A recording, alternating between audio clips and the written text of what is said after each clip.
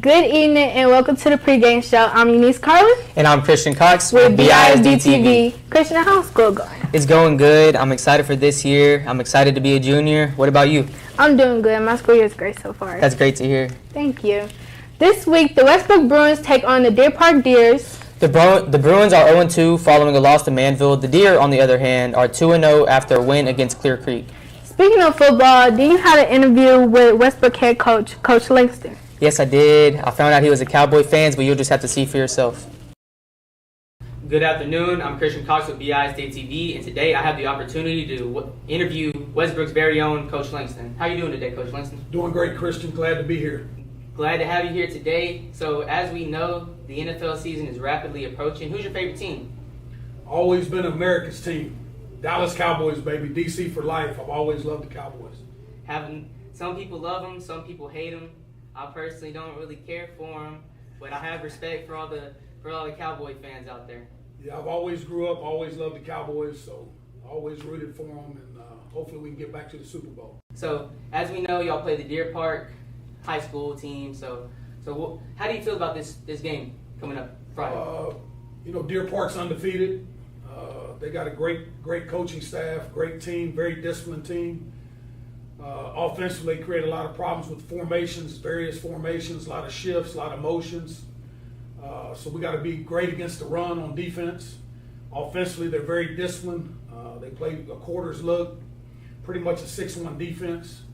I think the strength of their team is their discipline. I think they're very well disciplined, very well coached. They don't beat themselves, so we got to do a great job of taking care of the football and stopping the run on defense, and we got to get more explosive plays on offense. So talking about those explosive plays you want to make, how have you been preparing this week in practice? Well, we've had a great week of practice. With Labor Day, it was abbreviated practice.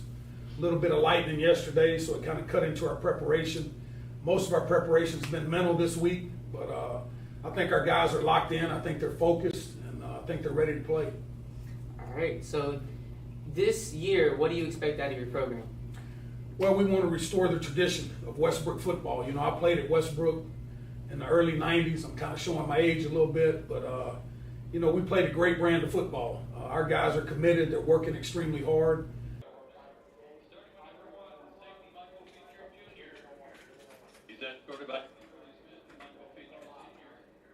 Exploring opportunities after graduation and is undecided at this time. Number 2 is defensive back, Dwayne Mullen. He's escorted by Kentrella and Antonio Mullen. He's undecided on where he'll attend college, but plans to major in engineering. Number 5, safety, Terrence Durham.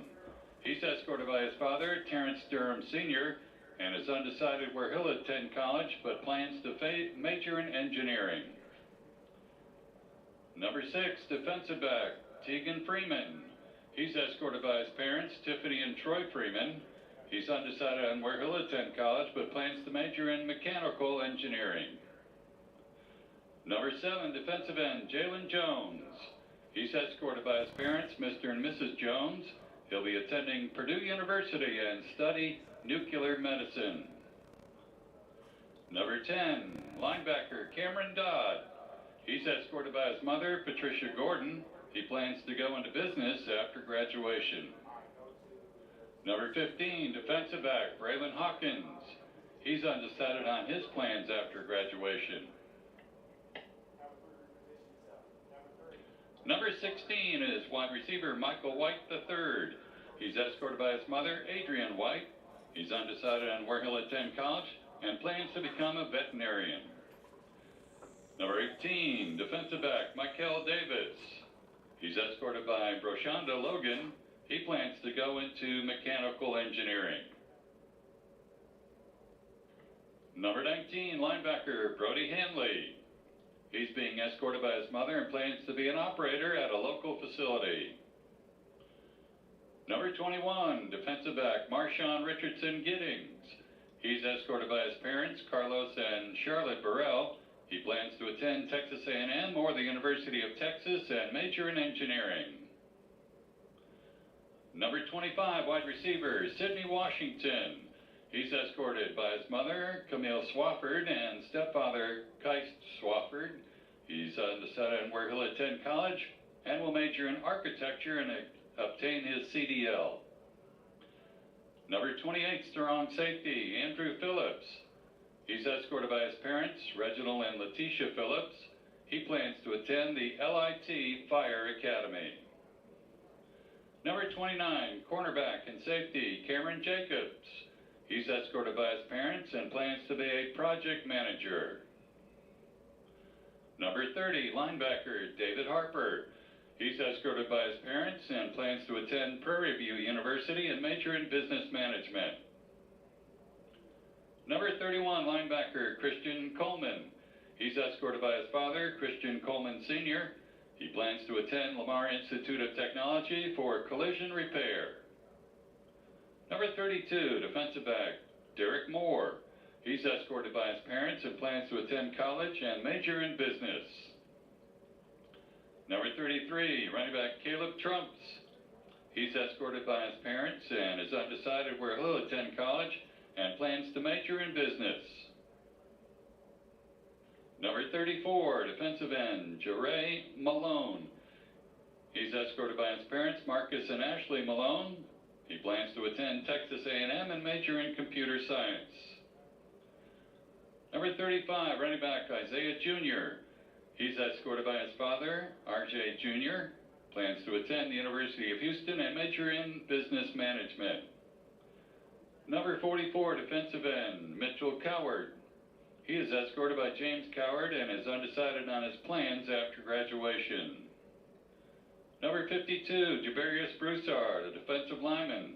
He's escorted by Michael Riles and Ren Johnson. He plans on going into trucking when he graduates. Number 54, offensive lineman Joshua Saragosa II. He plans to pursue ironworks after graduation. Number 55 is left tackle Jeremiah Jordan. He's escorted by his parents, Tiffany and Percy Jordan, and his brother, Leo Jordan. He plans to attend Southern University and major in business. Number 56, lineman Krishawn Maxwell. He's escorted by mother, Crystal Maxwell, and grandmother, Elnora Sublet. He is undecided on where he'll attend college and plans to pursue culinary arts and cybersecurity after graduation. Number 62 is Jalen Bratchett, defensive tackle. He is escorted by his parents, Leonard and Letitia. And after graduation, he plans to attend college to pursue maritime science. Number 70 is tackle and tight end Winston Worley. He's escorted by Paul and Bethany Worley.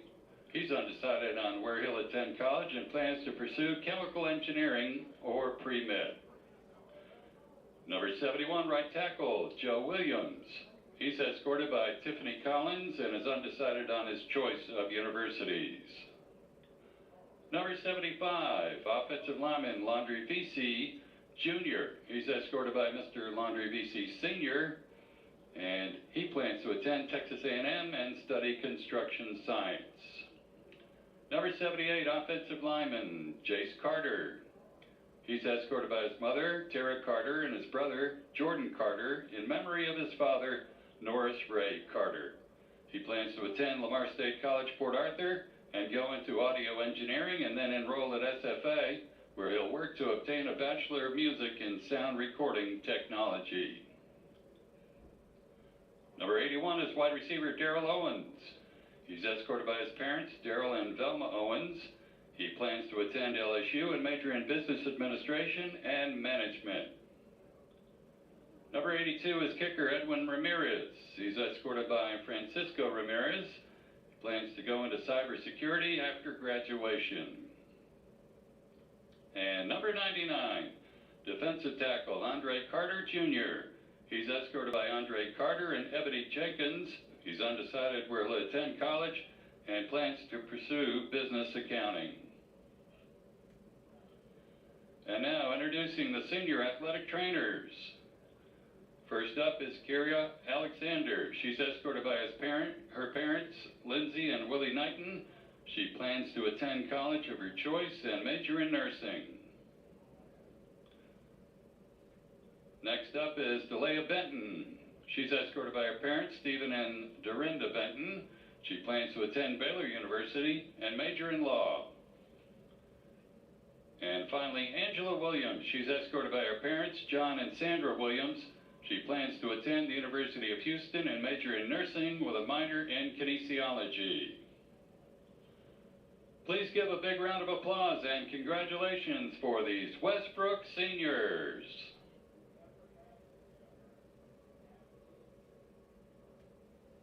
And in the final game of the home season, we'll recognize the seniors from the auxiliary groups. Thank you.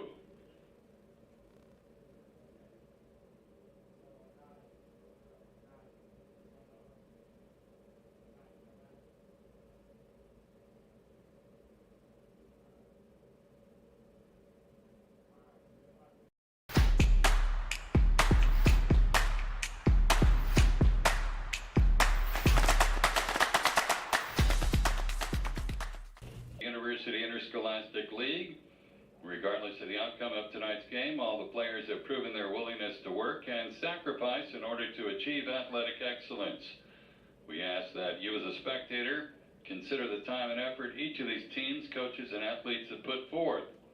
Cheer these young athletes, applaud them, but do not, through any of your actions, cause them to doubt the value of athletics. By your conduct, allow these young people to feel pride in their communities and school. While your sportsmanlike actions may play only a small part in the outcome of the game, it'll play a greater role in continuing to encourage competitive athletics.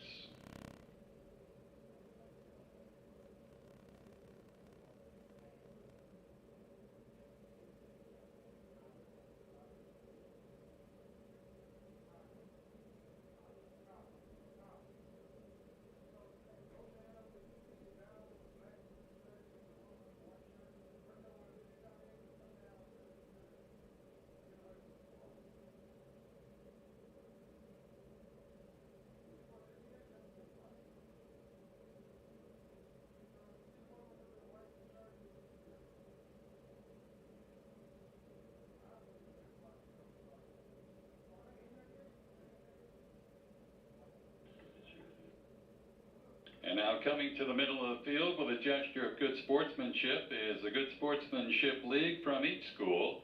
Each school's GSL represents different organizations on their campus.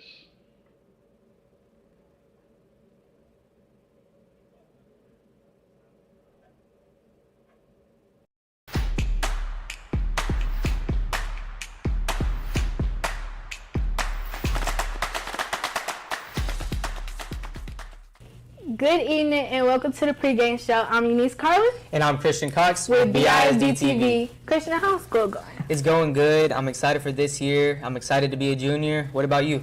I'm doing good. My school year is great so far. That's great to hear. Thank you. This week, the Westbrook Bruins take on the Deer Park Deers. The Bruins are 0-2 following a loss to Manville. The Deer, on the other hand, are 2-0 after a win against Clear Creek. Speaking of football, do you have an interview with Westbrook head coach, Coach Langston? Yes, I did. I found out he was a Cowboy fan, but you'll just have to see for yourself. Good afternoon. I'm Christian Cox with BISD TV, and today I have the opportunity to interview Westbrook's very own Coach Langston. How are you doing today, Coach Langston? Doing great, Christian. Glad to be here. Glad to have you here today. So, as we know, the NFL season is rapidly Undefeated. They got a great coaching staff, great team, very disciplined team. Offensively, create a lot of problems with formations, various formations, a lot of shifts, a lot of motions. So we got to be against the run on defense. Offensively, they're very disciplined. They play a quarters look, pretty much a 6-1 defense. I think the strength of their team is their discipline. I think they're very well disciplined, very well coached. They don't beat themselves, so we got to do a great job of taking care of the football and stopping the run on defense, and we got to get more explosive plays on offense. So, talking about those explosive plays you want to make, how have you been preparing this week in practice? Well, we've had a great week of practice. You know, with Labor Day, it was abbreviated practice. A little bit of lightning yesterday, so it kind of cut into our preparation. Most of our preparation's been mental this week, but I think our guys are locked in. I think they're focused, and I think they're ready to play. All right. So, this year, what do you expect out of your program? Well, we want to restore the tradition of Westbrook football. You know, I played at Westbrook. in the early 90s. I'm kind of showing my age a little bit, but you know, we played a great brand of football. Our guys are committed. They're working extremely hard. We're just trusting the process, taking it week by week, day by day, and trying to win every day. Well, speaking of some hardworking guys, who are some notable players that you have on your team this year? Early in the season, I think offensively, Roy Thomas has been pretty consistent. Winston Worley, just an unbelievable team player, had to move from tight end to offensive tackle. Has played really well the first 2 games. Juju has done a great job at receiver. So we've got some guys that have been consistent and played well defensively. I think Marshawn Richardson sticks out a corner. He's had a solid 2 games. Jalen Jones has showed up a lot, made a lot of plays. I think our D-line's probably been the strength of our defense so far with Reagan Langston and Keegan Guidry and Thomas Brannon, and those guys have done a great job. Tyrell Roan has done a great job. So we just got to be more consistent. I think we've had our special teams hadn't been very good. We turned the ball over on special teams, and as everybody knows that follows football, that's a field position game. So our special teams, we got to improve on special teams. We're working hard to improve in that area of the game. It's a third of the game as well. A lot of people forget about special teams, but we definitely got to shore up some things on special teams. So it seems to me that you have confidence in a lot of your players. So this year, do you have a message for our Westbrook Bruins supporters? Yeah, you know, I appreciate their support. You know, continue to support these young men. They're working extremely hard. They're great student athletes. We got great, you know, kids doing a great job academically as well as athletically on the field. So just keep supporting them. They need all the support from the community. As everybody knows, we play a tremendous schedule, you know, coming up with the North Shores, the Tascasitas, the Summer Creeks, the Sea King. So we got a challenging season ahead, but we're going to take it day by day, and we're going to win each day, and we're going to trust the process and just do it, you know, control what we can control, and that's us getting better each and every week. Yes, sir. Thank you for joining us, Coach Langston. I'm Christian Cox with BISD TV. Thank you for watching. Coach Langston seems excited and prepared for today's game. Speaking of excitement, we got an exciting look into the day in the life of a Westbrook star, Mia Prudhomme. Hi, I'm Mia Prudhomme, and this is a day in the life as a star. After I wake up, I brush my teeth, use some mouthwash, and I do my makeup for school. Here's me showing all my makeup supplies. So don't keep saying our hands are tied. You claim it's not in the cards, fate is pulling. And now my day at school starts. And out of reach from me, but you're here in my heart. So who can stop me if I decide that you're my destiny? What if we rewrite the stars? Say you were made to be mine. Nothing could keep us apart. You'd be the one I was meant to find. It's up to you, and it's up to me. No one can say what we get to be. So why don't we rewrite the stars? Maybe the world could be ours tonight. And now it's game time.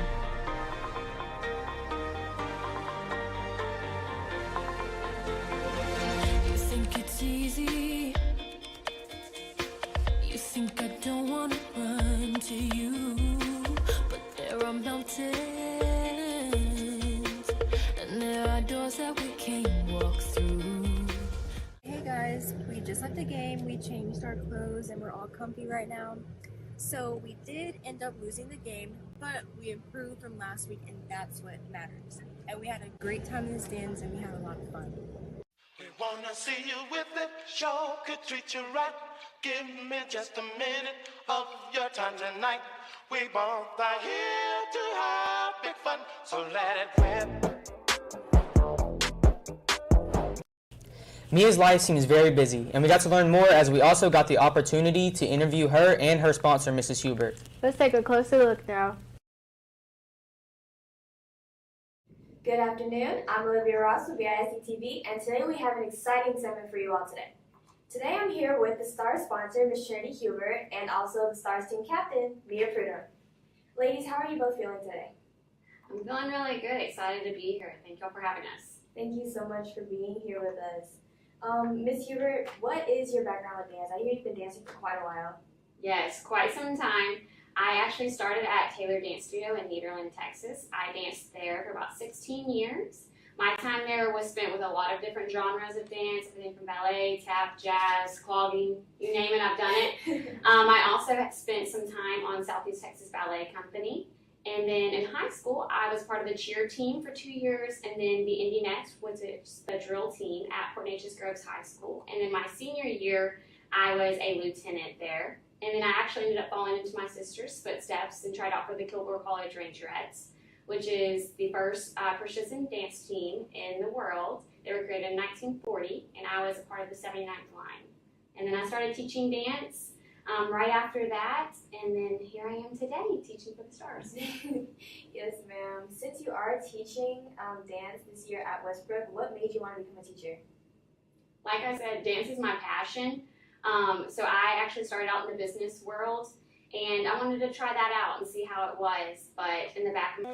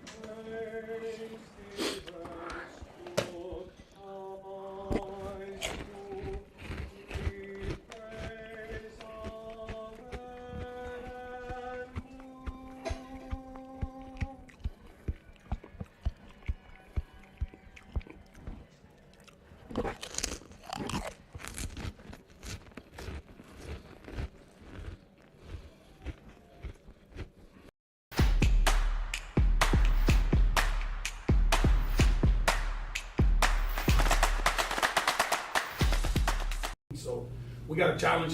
Speaking of excitement, we got an exciting look into the day in the life of a Westbrook star, Mia Prudhomme. Hi, I'm Mia Prudhomme, and this is a day in the life as a star. After I wake up, I brush my teeth, use some mouthwash, and I do my makeup for school. Here's me showing all my makeup supplies. So don't keep saying our hands are tied. You claim it's not in the cards. Fate is pulling. And now my day at school starts. And out of reach from me. But you're here in my heart. So who can stop me if I decide that you're my dad? From the Westbrook Bruins.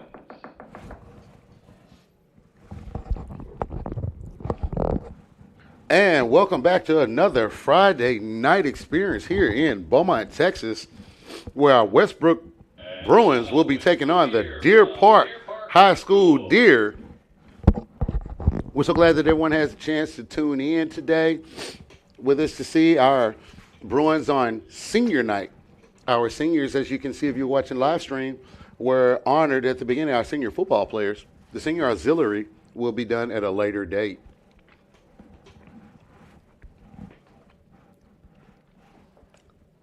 As we take a look at our Westbrook High School,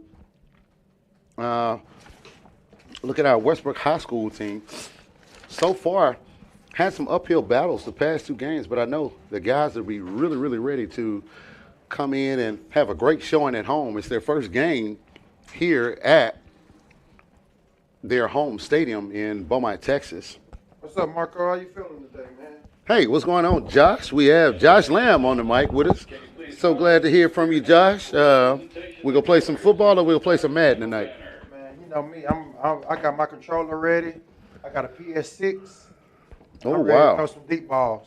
A PS6, hey, folks, I tell you what, if you find a PS6, just know it is fraud. It is not real.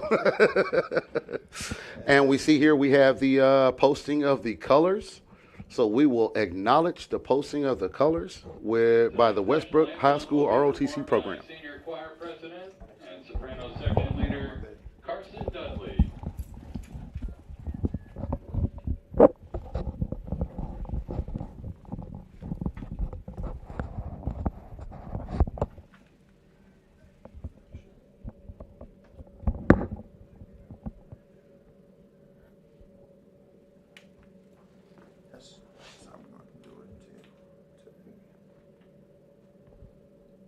said they've been singing the national anthem. You said that. Okay, good. I said the post in my college.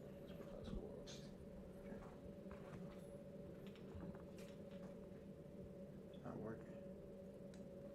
Turn it on.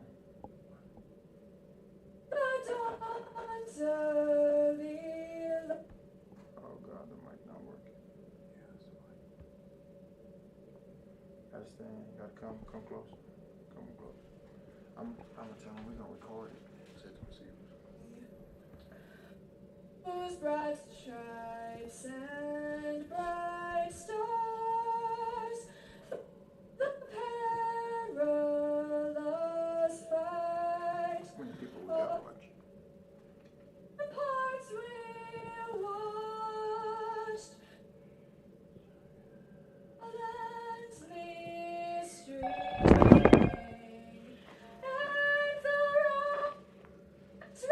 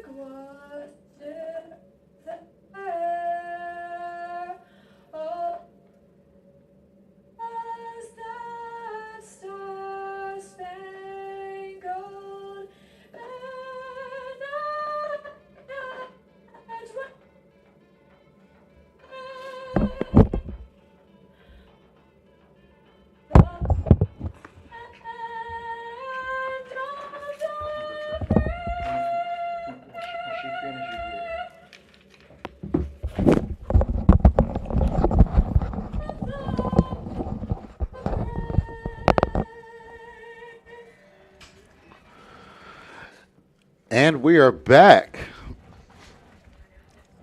Had some mic difficulties there, but we'll get that there. But that was a great national anthem. And we are ready for the start of another Friday night football game here in Beaumont, Texas. Now, as we look at our recap from last week and the past couple of weeks, our Bruins were away playing Houston Lamar. And that ended in a loss, 51-7. And then last week in Alvin against Manville, score was 49-12. Tonight, here at home, we have Deer Park, and the rest of the schedule next week will be a bye week, and then we'll have on Friday, September 22nd, Westbrook will play Summer Creek at home. And then on September 28th, we'll play away at Tascasita. Then on October 5th, we'll play away at Humble. October 13th, we'll be away at North Shore. And then the game that a lot of us be looking forward to is Beaumont United, October 27th. And Westbrook will be the home team for that game. And then on November 3rd, the final district game will be C.E. King, and Westbrook will be away for that one. Crew for today's game, the officials from the Houston chapter, referee is Kevin Upton, umpires Earl Bennett Jr. And we have our captains going out to call the toss for this football game. Hey, if you're out there, make sure you drop us a line. Shoot us some comments in, and make sure you tell your friends. Hit that like and subscribe button. We're doing all of this for you guys. This production is produced by students, and students are working the cameras and doing everything behind the scenes. So let's make sure we rally behind our Beaumont Independent School District high school students that are making this an experience that we can have and also be able to put us on the live stream. And we see Deer Park has won the toss. And Westbrook, they have deferred, and Westbrook has chosen to receive. So our Westbrook Bruins will receive the ball first this Friday night here at Beaumont ISD Stadium in Beaumont, Texas.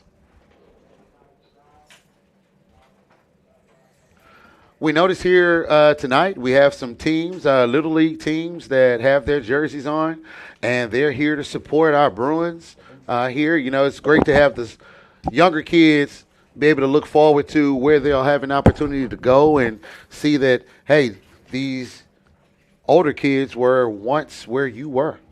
Westbrook Bruins set to receive the kick. Number 1 is Michael Feature. Number 3, Jalen Darkness. Number 20, Javion Denley. And here we go. Westbrook Bruins set to receive the kick. And we see the Deer Park Deer coming out set to kick the ball off. Kicking off at the Deer, number 17.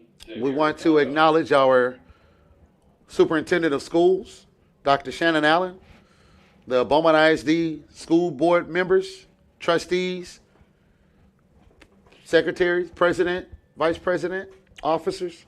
We want to also make sure that we recognize Westbrook High School, Nicholas Phillips, head principal and cabinet. We want to also recognize our Beaumont ISD.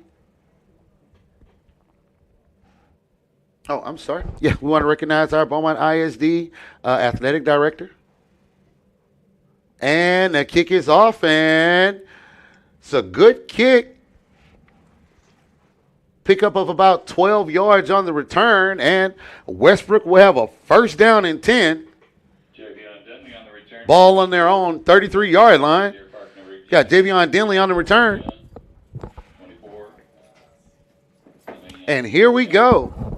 Our first opportunity to see our Westbrook Bruins here at home this season.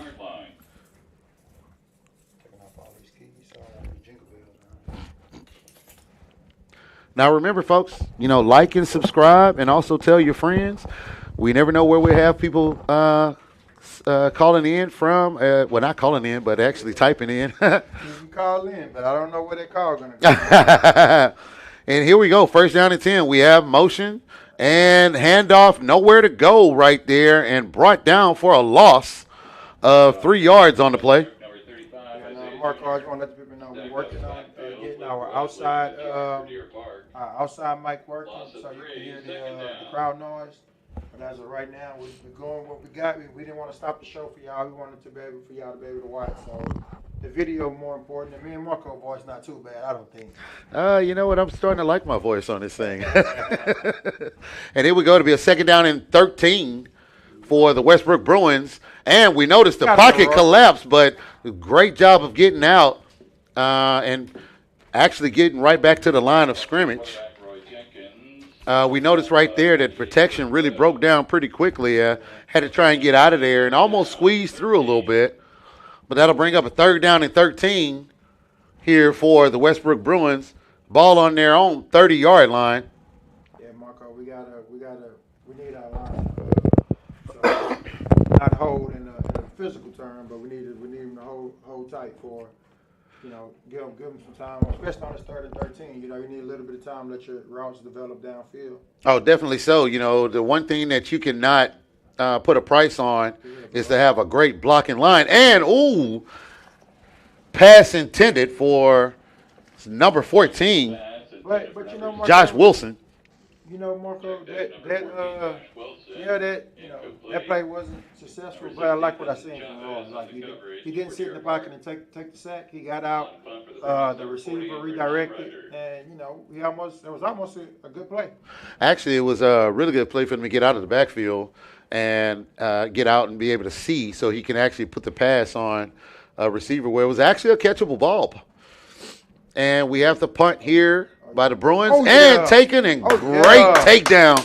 Number 21, Marshawn Richardson. You know, that's the kind of tackles you have to have right there, because if he could have squeaked out of there and gone up the field, he had a lot of green. Yeah, you know, they be, you know, whenever turn those punts, they be a little slippery. So, you know, you got to wrap up on those. If you try to arm tackle it, he'll slip right out of it. Next thing you know, he's running 60 yards down the field. Definitely so. Now, here we go. We get a chance to see this Bruin defense for the first time this season. And it's the first down and 10 for the Deer Park Deer. Ball on their own 29-yard line. We see handoff. Handoff looked like going through the 3-hole. Stumbles a little bit, gets around. It's about 6 yards on the play right there. Now, it's the one thing you don't want to do is you don't want to allow 6 yards per run. But that was a really good run. You can see he had great blocking up front, which allowed him to second down and, well, actually 5 yards on the play. So second down and 5. And we see another run pass option where he's able to get off to the edge. And that stutter step made him miss one tackle and brought down after a first down. Are they running no huddle, Marco? Look like they're running no huddle. Well, it looked like they're just looking for the signals when they get down. They're not actually calling a huddle. So they're setting up in formation and then just calling the signals from what it is. But here we go. It's a first down and 10. Ball on their own 47-yard line. Here in the first quarter with 9 minutes and 24 seconds remaining. Ooh, we see he was there, but he just on that wide receiver screen. And we just talked about that arm tackling. You can't arm tackle. Hey, this is big boy football. We can't arm tackle. We have to wrap up. Now, first thing you notice on that wide receiver screen, when as soon as the ball was caught, he could have been hit, but that one tackle right there made a lot of yards. Yeah, man, that receiver, he's elusive. I give him that. He survived that first. That initial should have been a tackle for a loss, and then he was able to break another tackle and turn it into a 20, 30-yard game. Well, what you noticed right there on that play was he was able to use all his blocking he had once he slipped that first tackle, and he weaved himself through to get all those extra yards behind his blockers. So, you have to give him that there. A lot of players are trying to just squeak out, but he used his blockers there. And with the screen, you have to be patient. You can't just catch it and say, hey, I'm finna take off for 70 yards. Like, now you have to be patient. You have to let the blocks develop. And Definitely so. Well, you can tell that they just had, man, that guy, he run about powerful. Well, you can tell they're running with some great discipline. Even on the quarterback pitch out. Oh, we have Bruins back there. There we go. Great job of staying right there on it and not giving up. Quarterback pitched out. Quarterback number 12 for the Deer, Landon. I don't want to mess it up, but Kieselhorst. That's a nice last name. That's an NFL last name right there. I'm not going to even lie to you, Marco. That's a great last name. Well, here we go. We got third down and 11 here for the Deer Park Deer. This would be a great stop for the Bruins. Ball on the Bruin 22-yard line.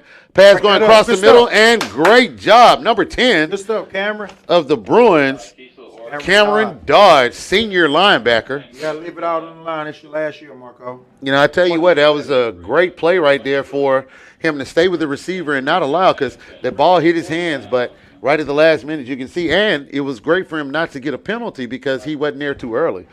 Great, that was a great patience right there by Mr. Dodd. And we see a field goal here, field goal attempt. It's a 32-yard attempt for the Deer.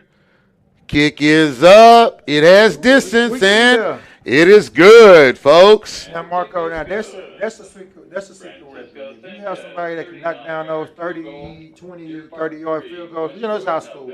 I'm not expecting anybody to go down there and knock through a 60, a 55, but a 20, 30-yard field goal, I think it was offside. They're declining that. So we did have offsides on our defense, but yet, you know what, Josh, you're right. When you have a kicker that can actually, once you get to that 20-yard line, can punch that ball in when your offense can't, you can still put numbers on the board, which keeps you going. It's so many times in high school we see once you get to that 20-yard line, that's 4-down territory for you, rather than the opportunity of you being able to actually kick a field goal and get 3 points out of it. But we see Deer Park, the Deer, they struck first here in Beaumont, Texas. We have in the first quarter with 7 minutes and 57 seconds remaining, Deer Park 3 and Westbrook 0. Now, on that drive, what you notice is, the Deer, they played very patient. And, that gave them an opportunity to be able to strike. But we saw the defense for the Westbrook Bruins stay with it and not allow them to punch that ball in. Therefore, they had to settle for 3. So we can actually, hats off to the defense there for only allowing 3. Right, that's that bend but don't break. There it is. We may bend a little bit, but I'll take 3 over 6 any day. And the kick is up. Come this way. There you go. Oh, great missed tackle there. Oh. Good. Great the hole was there footwork. For 2 seconds, Marco. I'll tell you what you did see, and he used that hole. Now, here's what you look at with the Deer. you ever notice most of these teams are pooch kicking. So the Deer, if you notice, they're kicking our back line. Right. So that means that hey, they're not afraid of the speed that Westbrook has back there. So got to use that to your advantage. If they're going to give you that kind of room and to use your speed, and they're going to kick to that back line, hey, you have to make them pay there. Now that is one thing that is one piece that we are missing. Third, a lot of people was kicking away from third last year. They kind of figured out like, no, this guy's fast, he's shifty. Now let's kick away from him. But man, I talked to a few of the players, man. They said we're gonna see a lot of 5 wide empty backfield this game. We haven't seen it quite yet, but they said we're gonna see a lot of 5 wide empty backfield. Not necessarily 5 wide, but a lot of empty backfield, maybe some back motion. They're gonna walk through. I can tell you what, right here on this first play right here, what we noticed is we had 4 wide. We had trips right and single receiver up top, but the handoff netted a 2-yard gain, bring up a 2nd down and 8 for the Bruins. And you can see right here, pretty balanced offense, single back, double twins. Got a one-on-one on the edge. Just throw it up. You know me, Marco. Ooh. Got to make sure we don't have any motion. Yeah, that was almost a false start. And good catch. Quick pass, and as soon as the pass was caught, number 6 for the Deer was there to wrap him up. I'm trying to make sure they gave us the right spot. They pushed him back, but he caught it. That was it actually looked like a pick play right there because you saw your outside receiver come in and your inside receiver come out to receive that. But if you notice that the corner, who was actually set up to be on the outside, didn't follow that receiver, which made him right in the perfect spot to make that play. They're coming off the edge over there. And here we go. We go double twins, and we go receiver to the other side. Let's go home. Great job. Touchdown, Marco. Oh, don't get caught. Let's go. Great pickup right there. Let's go, offense. And, I can tell you, they saw something because they threw it to the other side, and guess what? That'll bring up a Westbrook first down. Let's go, Marco. Be a first down and 10. Ball on the Deer 23-yard line. Great play there. That's all you need, Marco. You need you one big play. We notice here we go. We have single back trips. Oh, get rid of. He's not down yet. Oh, and he's brought down by number 91 after stumbling. He had a lot. He didn't have much time. Throw it at somebody's feet right there, Marco, just so you don't get the sack. Well, one thing you don't want to do is you don't want to actually not know where you are and actually still it ends up in the backfield. So sometimes you just have to go down with it. 2nd down and 15 for the Bruins. Here we go, Marco. Tight formation. Play action. Okay, we need some blocks. Oh, we got right there. Ooh, we didn't have any block, but no flags. Yeah, with that play, you have to have your blocks hold up on that one. Definitely so on those wire on those when you have your back coming out the backfield there, your receivers have to go on ahead and have those blocks held down. That way you have a lane for your your back to come through with the ball. That's why you run that bunch formation when you do that, so that they can widen out and open up the lanes for them. And here we go, 3rd down and 14 here. Let's see what we have. We have our back leaking out, but we have over the top, number 3. Let's go. Great job. Let's go, Roy. You actually had 2, but you can see that linebacker following the back, so Roy went right over the top. And a lot of people. To Jalen Dartez. That's what I'm talking about, Juju. Great play there. A lot of people is giving Roy the deep ball and they're trying to play the short ball. If they're gonna give it to you, Roy, you got to take it. Well, here's what after looking at the stats and into the end zone. Are we there? Wait a minute. He said it's not. Oh no, he says he's down right at the 6-inch line. Isaiah Jr., man, come on. And this will be a 2nd and goal for the Bruins.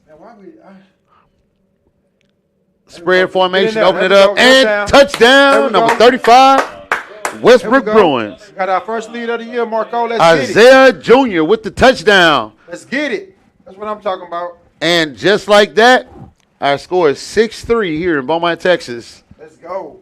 See, Marco, that's when, you know, the defense, they bend but they don't break, and now you got the lead because you gave up 3 instead of 6. Definitely so. And, you know, it was great to see the offense moving the ball. The kick is up, and the kick is good. And the kick is good. Westbrook 7. Westbrook Bruins 7. Deer Park Deer 3. You know, that was a great job of the offense being able to answer the call. You know, after looking at the stats for the past couple of weeks, what we did notice and what we had seen is, you know, they hadn't put up many deep balls. So now, you know, people are giving in, like you said, the deep ball, and we got to go and make them pay for giving us the deep ball. And guess what? He went right over the top to Mr. Jalen Dartez, and great catch to get us right down to the 2-yard line, and we were able to punch it in. And that was a good, you know, that was a good lengthy drive. So you got your defense some time to, you know, get some water. You know, take, you know. Definitely so. That drive started with 7 minutes and 52 seconds, which, if you think about it in real time, it's been about a good 15 minutes. Yeah. So that's a good break, Marco. Man, trust me, I know. You know, that heat is relentless down there with these kids. You know, really, my hats go off to the athletes, because with all this equipment on, and then they're out there running and sweating, and we know the heat has been unbearable. You know, it's amazing that these kids are out there putting their heart out there on the field. Yeah, they got those, you know, they got the fans with the water, with the mist spraying. Oh, no. Ooh, and we have the kick goes out of bounds. That means that the ball will be spotted at the 35-yard line. 35-yard line, Marco. But Marco, that's one thing you do like to hear when you're the home team is you want to hear the band play as much as they can. Oh, very much so. I want the crowd to get tired of hearing the band play. Score every time. I promise you, I won't be mad. Oh, they re-kick. Oh, they're gonna make them re-kick. And you know, sometimes folks, what we don't understand is when the ball's kicked out of bounds. You know, let me let you know a rule here. On the kickoff, if the ball is kicked out of bounds, there's a penalty. Well, the receiving team has the right to say, no, we're going to move you back 5 yards and make you re-kick to us.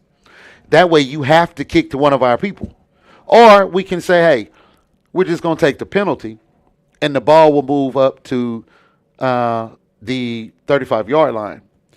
Well, it lets you know what a team thinks about themselves when they say, no, you're going to move back 5 yards and re-kick to me. So that just lets you know right there, hey, who you're dealing with, and make sure you're ready to play some big boy ball. I would onside it down the middle. They ain't got nobody in the middle. Sound like some Madden stuff to me. I told you, man, I'm a Madden player, bro. There, and the kick is received by number 1 at the 14-yard line. Ooh, that's what I'm talking about. Good stuff. And as we can see, number 1 has some wheels on him, but they didn't leave too many lanes open for him. And it'll be a first down and 10. Ball on the Deer 31-yard line. I love it, Marco. I love it. 4 minutes and 13 seconds remaining in the first quarter here in Beaumont, Texas. Drive starting at the 31.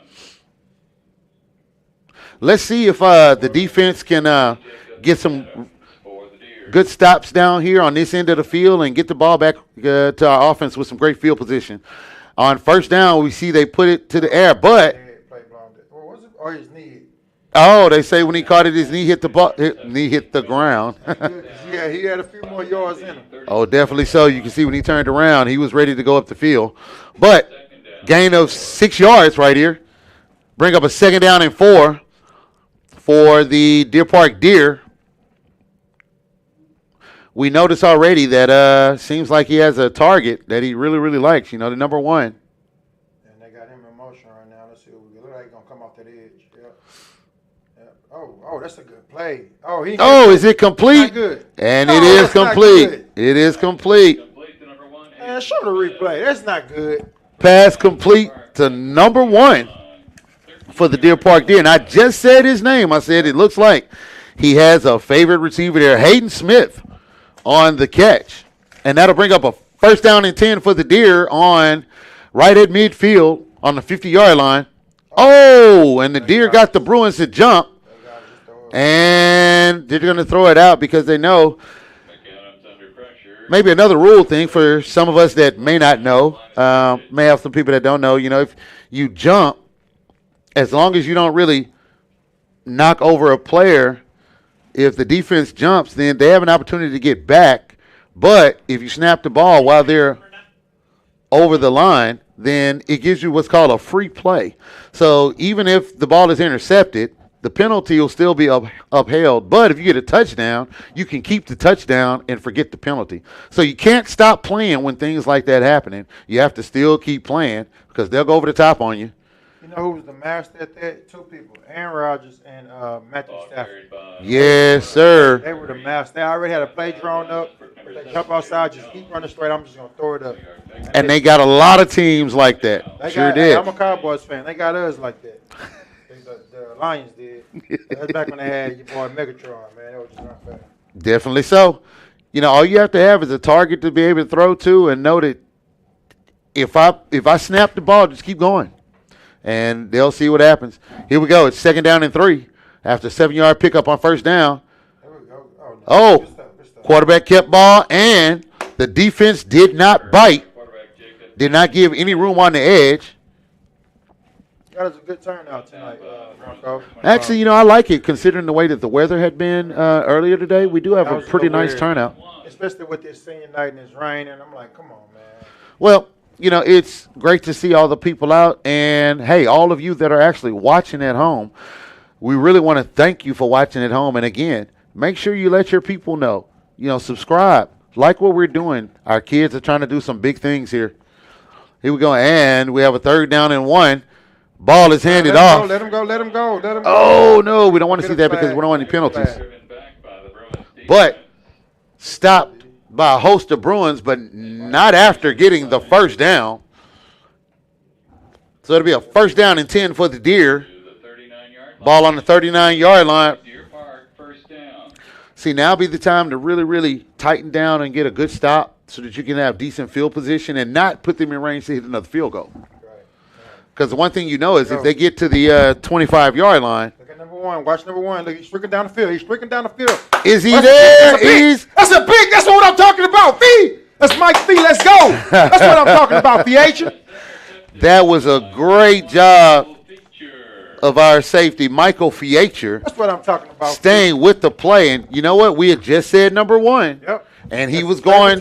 You called him streaking down the field. He stared him down the whole play. Now, don't get me wrong. Fiacher, you got burnt a little bit.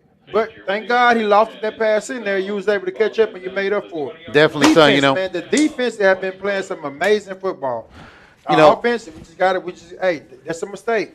We got to make them pay for that mistake. What you do is, though, you learn from that right there, too, to make sure that the next time he doesn't go over the top of you. Right.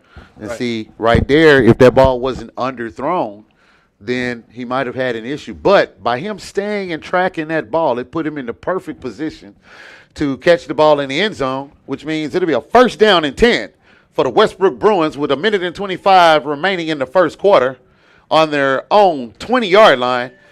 Now, we just said it'd be great if the Bruins could actually make a play right down here to make sure that no points could be gotten, and they did exactly that. Great job for that Bruin defense. Man, you got to give a round of applause to the defense, man. They playing some unbelievable ball right now. And we just got to make them pay. Here we go. 1st down and 10. Oh, we gone. Inside handoff. Oh, fumble. The ball is still loose. And we see the ball is picked up by the Deer Park Deer. Now, you know, I saw the hole from up here. He was gone. And I know you saw the hole too, but. Yeah, he was gone, man. You know, when you were as a coach and all the years of coaching football, the one thing that you have to stress upon your backs is make sure you cover the ball up until you're completely out of traffic.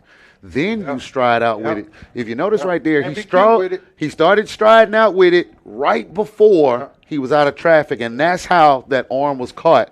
And that ball came flying out of there. And you can't be cute with it, man. You gotta tuck it in.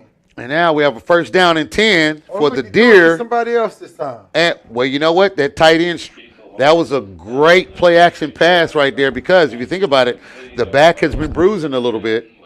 So with the back bruising a little bit, what do? You go play action, got that tight end seam, and go right over the top, get you about 13 yards on that play. You know, we still got a minute left in the 1st quarter. We have a lot of game left. But can't have those mistakes. Well, you'd rather have them now so that you can keep the game competitive and keep them tight. But like you say, you don't want those mistakes at all. And number 4, you saw they keyed in, and man, even with 3 Bruins holding him, he still picked up an extra 5 yards there. It'll be a first down and goal from the 3-yard line. Here we go. Let's see if we can get us a goal line stop. Let's see if we can force them. Well, nah, they're gonna probably take. No. We got one more play before the end of the quarter. We got about 30 seconds remaining, about 22 remaining on the play clock. So we should get one more play before the quarter ends, and let's see if we can get us a goal line stop, Marco. Well, that was number 4 for the Deer, Isaiah Gregiori. I'm hoping I said it like that, man. Team, Marco. Oh, look at that. That's a great job. Let him go. Number 52, if I'm not mistaken, that's Jabarius. Number 52, Jabarius Broussard. That's right, Jabarius Broussard. Clock's running, and that will end the first quarter here in Beaumont, Texas. Here we go. Westbrook Bruins 7, the Deer Park Deer 3. It's been an exciting game so far, and we've seen some mishaps. But we've also seen some bright spots in this first quarter. You know what, Marco? While the quarter's over, let's go on a journey in Southeast Texas, and let's see what some scores are around us. Of course, we have Beaumont United playing. Let me see. Who's Beaumont United playing? Let's see. Beaumont United tonight. Let's see where Beaumont United is. Our other sister school. They're playing Alvin. They're up 7-0, second quarter, 11:38. Hey, great job. The last time Beaumont United was here at the stadium, they had a very, very exciting game. They may have lost by 8, but the one thing you saw was they played all the way through, and they never went down. I got to give them their props. Remember that name, Ashton Hemmer from Beaumont United. Some other scores. We got West Orange Stark taking on PNG. The West Orange Stark is up 6-0. We have some other games that haven't quite started. We got some late starts on Vider versus Brazil Sport and Hart Jefferson versus East Chambers. They both start at 7:30. So we have some.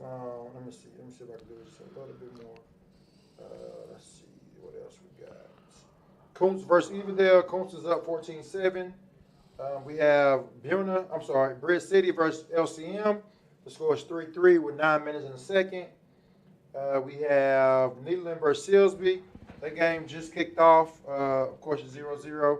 So we have some good games going, and I'll keep you guys updated as this game goes on. Well, here we go. Second quarter here in Beaumont, Texas. We have first down and goal for the Deer Park Deer on the 5-yard line, and handoff is to number 8? Must be 8. Touchdown, Deer Park. Number 8, Terry Thompson. Number 8, Terry Thompson.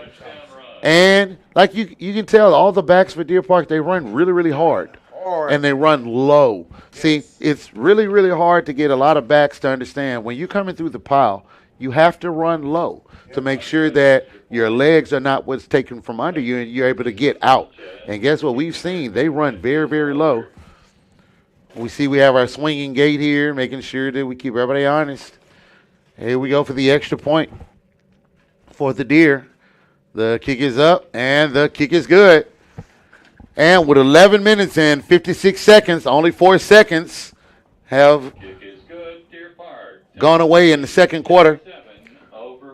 Score is Deer Park Deer 10,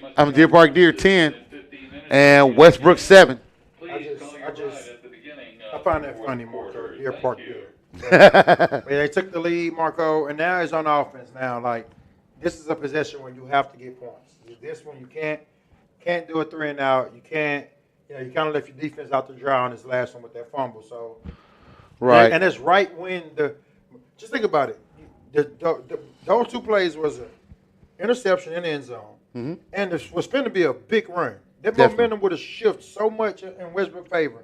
But that fumble just deflated the air out of that momentum balloon. So now the offense, we have to come out. Hey, you know what I'll take right now?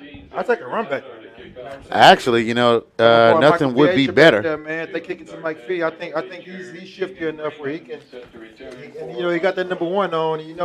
number one, Bryce Anderson. So, hey. Definitely so. Hopefully you got sweet feet like Bryce. Well, you see, you have Michael Fiacher in the back, and then we also have number 6 back there with him, Tegan Freeman. Okay, let's go, Tegan.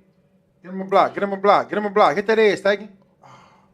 And brought down right at the 20-yard line, actually the 19-yard line, where the Bruins will take over. First down and 10 for the Bruins on the 19-yard line. With the return for Westbrook. Here we go, man. Here we go. Let's see if the offense can answer the call here. You know, we saw in that last drive that some great things happening, so we can't let one thing get us down. We have to make sure we keep on playing because, you know, when things happen, we just have to answer the call. So here we go. The phone is ringing. Oh, they playing press on that edge. Oh, he pressing on that edge, man. We got to make him pay for that. Yeah, that means you're going to have a lot of man-to-man coverage right there. And inside handoff, not able to go anywhere with it. Marco, if they're going to walk down like that and press you. Yeah, you got to go over the top of them. Hey, use your speed. Let's check your jamming. Let's see how good you can jam this line, because if you can't, I'm going right around you. And Raw, you better throw that thing with all the might you have, and you know, let's go try to score, man. Like, so I'm guessing on that one, if we had to call the Josh play, we would audible into that. I'd have been hitting, what is it on PS4? I'd have been hitting box so quick doing the audible. Here we go. Here we go. Back coming out over the top. No penalty? They say it was clean. Pass by Jenkins, incomplete for number 14, Josh. Intended for Josh Wilson. Now, hey, the greatest thing that you see right now is the fact that even though, you know, the pass was not completed, they see we will go over the top. Yep. So now to make them honest. Start backing up. But you have to start connecting on some of them, because if you start connecting, they'll start backing them up. Oh, definitely so. Open up your run game. Bring up a third down and 10 here. He's still pressing. We got to answer the call. And inside handoff, gain of about 5 yards on the carry. Bring up a 4th down and 5. We see the punt crew coming out. This is not an area where you want to turn the ball over or give this kind of. We don't need any of that. So we see the Bruins about to punt here with. Man, Knight Rider's sister last year she got a scholarship to UTEP for soccer. Really? So let's see that soccer leg, Knight Rider. Oh, that's a good punt. That's a great punt there. And we see directional. Number 1 in the backfield. Got to tackle him. There we go. Great job. That's a good punt, Knight Rider. Looking like your sister out there. I'll tell you something. Like big sis out there. Nothing actually helps out an offense the most, rather than having a kicker that can directionally kick the ball to the sideline to where they have to come out of that sideline every time. That was great distance on that punt, and it went directly to the sideline. Well, you know, one of my favorite sports shows, it just went to ESPN. A lot of people don't like it. It's Pat McAfee, and he was a punter in the Pat McAfee show. He was a punter in the NFL, and I hear him talk about all the different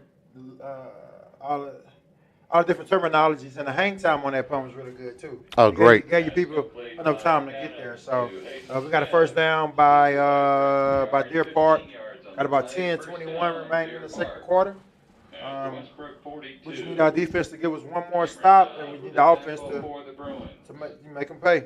You know, honestly, hey, if it's not a stop, maybe let's let the defense score. You know, bring that momentum in. Here we go. We have a first down and 10 here for the Deer. Going to the air. Over the top. That's 2. Goodness. Hey, they tested Michael Fiacher. They just don't know he led our district in picks last year. Yeah, he had like 2 pick sixes in the first 2 games. Really? Yeah. So you can keep trying them. You can keep testing them. But tell you what, he has been there to answer the call with 1 interception, almost 2 in this game. Yeah, they testing him. Here we go. Second down and 10. We see balanced offense, double twin, single backfield, and the Bruins jump again. They're going to go over the top on this one because they know, hey, either you're going to get a touchdown, a big gain, or you're going to get the 5 yards. You got to watch the ball. That's textbook. That's middle school football right there. You got to watch the ball instead of watching Or instead of listening to the quarterback, you got to watch the ball. Once that ball moves, you move. You know, the one thing is really, really hard to get the defense to not do is hear anything. Yeah. You know, the defense, earplugs, man. They always try to, you sure are right. I wish I could have done that when I was coaching. Right. But, you know, you'd always tell your kids, watch the ball. And what do you do at practice? Watch the ball, watch the ball, watch the ball. Then they get out there in the game and the quarterback goes, ah! They're listening, right? And you see it in the NFL all the time. Like, man, how they don't fall for that? Man, they watching the ball. No, what you actually see is you see the disgust in the coach's eyes every time that happens. And here we go, the deer. Third and one. Deer picked up 4 yards. We bring up a 3rd down and 1 on the Bruin 36-yard line. 37-yard line, I'm sorry. Oh, 33. Where's my mathematics skills today? Great time for a stop by the Bruins right now. We know that we don't want to get too close because then definitely running the ball right now, Marco. Ooh, you know, you usually don't see that up back end. Great stop by the Bruins, but that spin got him across an extra yard and a half. Be a first down for the Deer. Cameron Dodd on the stop. First down at the Westbrook 29. Ball on the Westbrook 29-yard line here. 29 yards to the end zone. We can take 3. You don't want to give them 7. Then you're down 2 scores. If we give them the 3, we're still down 6. A touchdown. Great misdirection here. Quarterback keeps the ball, gets a block, and brought out of bounds after a pickup of about 6 yards. Actually, 5 yards. The tackle was by Marshawn Richardson, and he made that tackle while getting blocked. So that's a good tackle because if you miss that tackle, he's pretty much walking into the end zone, Marco. Yeah, you definitely. So he had a lot of green if he could have got around the edge, but he made him stumble and jumped out of bounds right at the end there. Here we go, empty backfield. Twins left, trips right, over the top. Got him. Oh, is it in the backfield? That's intentional. That's intentional, real. Let's see. Did it actually get back to the line of scrimmage? Oh, it did. That's intentional. That was 71 right there. That wasn't no receiver. He was throwing that ball. Actually, that's tackle eligible.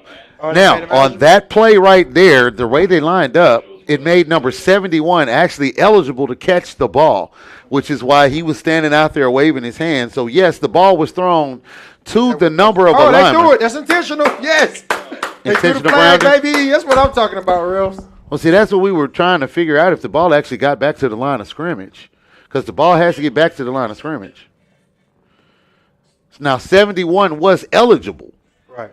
But the ball had to get back to the line of scrimmage. Who was that came through on that blitz? On that blitz like that. Let me look. And we also, with the ball not getting back to the line of scrimmage, also he didn't get outside of the tackle box. Right. So, therefore, yes, that's intentional grounding, which would be a loss of down and a 10-yard penalty. 3rd down and 20. I love it, Marco. We have to get a stop right here. Oh, and the Bruins quit jumping outside, again. Man. Watch the ball, Marco. Hey, I'm watching the ball. Trust me, I see it up here. I'm not moving, I promise. I'm not moving the muscle up here, Marco. I can definitely tell you I'm watching that ball. But we have another penalty. It's still 3rd and 15, so, Offsides on the Bruins. As much as we would not like that penalty, it's still 3rd and 15. They still got a ways to go, so. Come on, D. We have to watch the ball. We have to. There's no ifs, ands, or buts about it. We have to.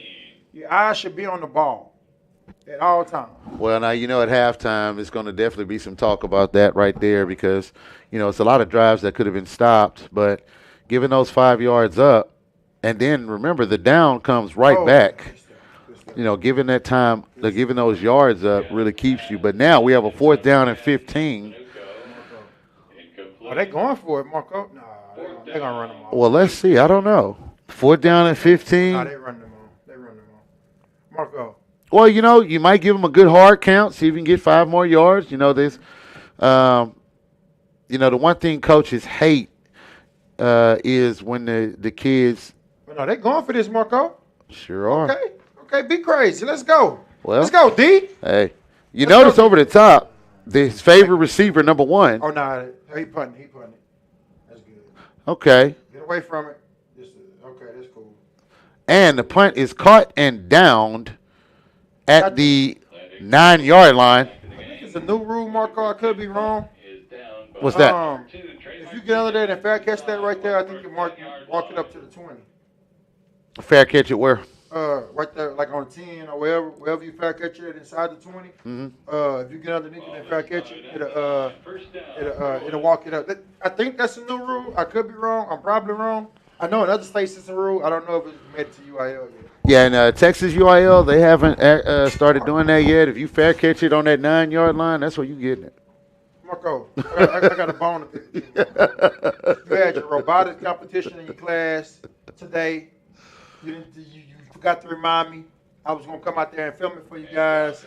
I know it was a blast, man. Tell people about your robotics class, man. Well, we want to, number one, thank ExxonMobil for making sure that our students are able to be innovative and, meeting the need that they saw that our students had. And so this year is our second year of actually having robotics, and we have our VEX robotics and things in, and, on the hallways and what have you, you just see the kids' eyes glowing through the robotics program, watching them program and do these things and even picking it up on their own. They're doing an amazing job of just showing that, they're really, really into this thing. And, robotics and automation is the future. Absolutely. That's 1,000% where the future is going. You see them open up new Chick-fil-A's with no workers, new McDonald's with no workers. Everything is going. Amazon and whole warehouses with, just robotic. Oh, let's go. That's the outsides. Where's the flag? Where's the flag? No flag there, buddy. It must have gotten back. Or no outsides? No flag at all. And you can tell that they went quick play to try and get that, but they didn't. But this will bring up a 4th down and 1. So what would you do here, Josh? Man, quarterbacks think that thing, Marco. Why are we playing? Honestly. Roy, walk in, get under his butt, and let's go. There we go. See, that's that old school style of play. You just get down, tell oh, no. False start? Yes, sir. False start right there on the tackle.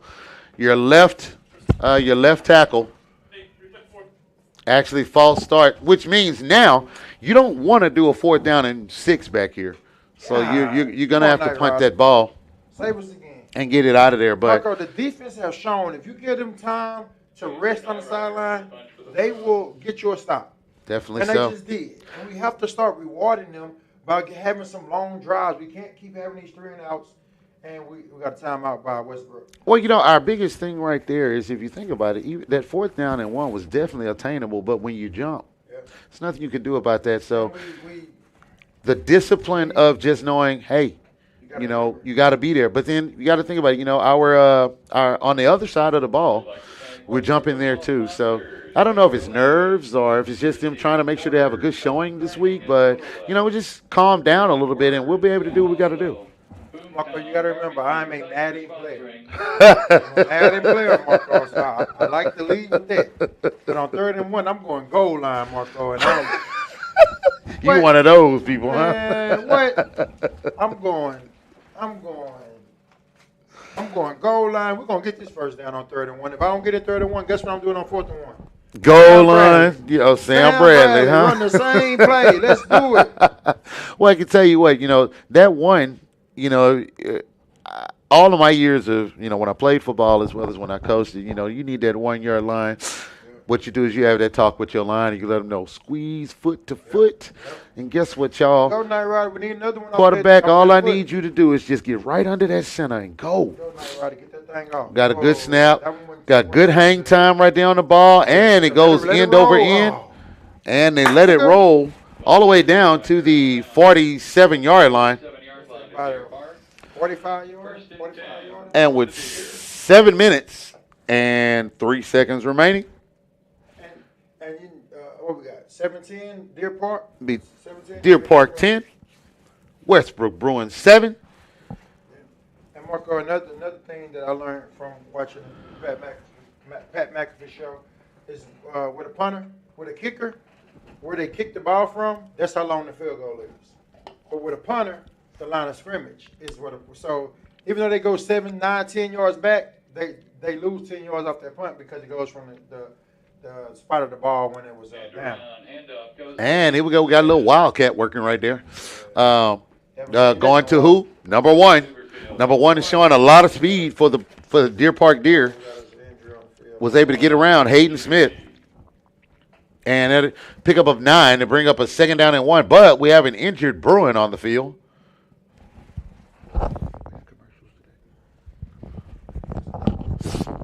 And while they attend to the Bruins, we want to let you know, a little bit about what BISD has going on here at CTE. Some new things. Robotics is, like I said, just 2 years old in BISD, and we have robotics 1 and robotics 2 classes at Beaumont United High School and Westbrook High School, thanks to the partnership with Lamar University. And Lamar Institute of Technology and Exxon Mobil. We want to really, really thank them. Number 23, Nick Stuberfield. We also want to give a shout out to our CTE department, Dr. Prudham and Ms. Green, as well as their cabinet. And we want to make sure our STEM director, give a shout out to our STEM director, and we want to really, really thank her for the diligence that she's had in making sure that our STEM programs are really, really going to be on the cutting edge of what we do, and our district is there. Oh, we see right there, going back to his favorite target there, number 1. Number 1, Hayden Smith, pass complete for a Deer Park. It's a Deer Park first down. Ball on the 22-yard line. And it's a 21-yard pickup. We have to make sure that we, defensive-wise, we got to make sure we put a shadow on that number 1 because, he's really, really the competitor, as you can see, and he's really, really big for his team. We have motion right here, and, of course, fake the handoff to number 1, and quarterback keeps it going up the middle. And stopped after a pickup of about 8 yards. Picks up 8 yards, 2nd down. You go to number 1, and then after you go to him, you fake the number 1 and run the misdirection there. And, what are you going to do? You're going to bite because number 1 has been able to get out of there all night long. But we have a gift for the Bruins. We have holding by the Deer Park Deer. That will bring the ball back 10 yards. I'm going to make it a 1st down and 20 for the Deer Park Deer now. Ball on the 32-yard line. But back to what we were saying, robotics, if you come in one of either 2 high schools, you'll have an opportunity to see students having the opportunity to code and build robotics as well as modify for the different jobs that they need, because we know that robotics is the future of where we're going. There's robotics in the hospitals, there's robotics in the restaurants, and robots within our homes as well as our cars are robotic. So, we want to thank everyone for the opportunity to be able to service our students and give them the latest in technology. We see that the bands are going down to prepare for the halftime show. Well, I see the Westbrook band. I don't know if Deer Park brought their band.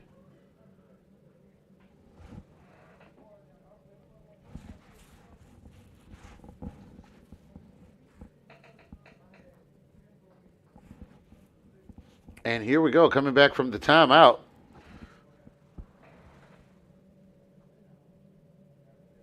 Ball on the 27-yard line for the Deer. 5 minutes and 52 seconds remaining in the first half. Balanced offense here. One back in the backfield.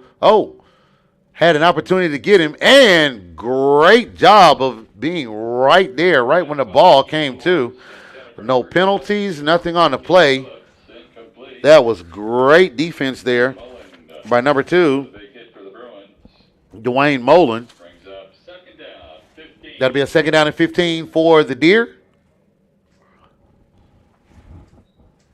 Ball on the 27-yard line here in Beaumont, Texas.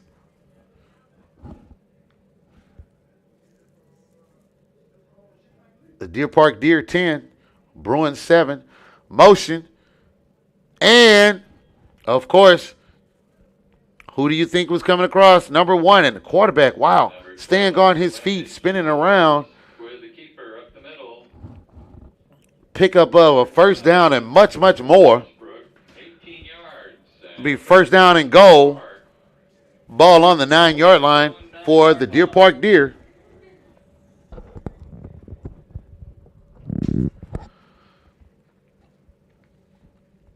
Here we go, Bruins. Let's see our Bruins defense work right here. Motion across the line, and quarterback keeps the ball, brings it up, and in for the touchdown. Number 12 for the Deer, Landon Kieselhorst, and he was not going to be denied. Even on the initial hit, he kept those legs churning and results in a touchdown for the Deer Park Deer here with 5 minutes and 10 seconds remaining.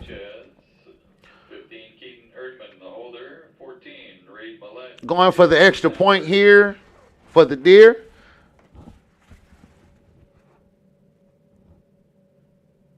The kick is up, and the kick is good.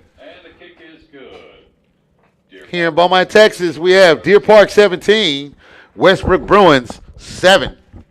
5 minutes and 10 seconds remaining in the half. You know, our Bruins are having, still will have an opportunity to get the ball and answer the call here. We see that the Bruins have been able to go over the top.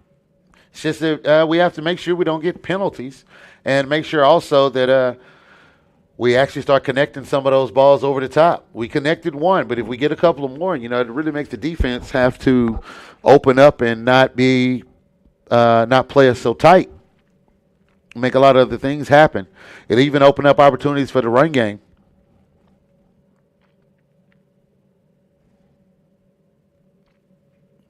Now, for all of you that are just now joining us, we have a good game here in Beaumont, Texas. Deer Park 17, Westbrook 7. 5 minutes and 10 seconds remaining in the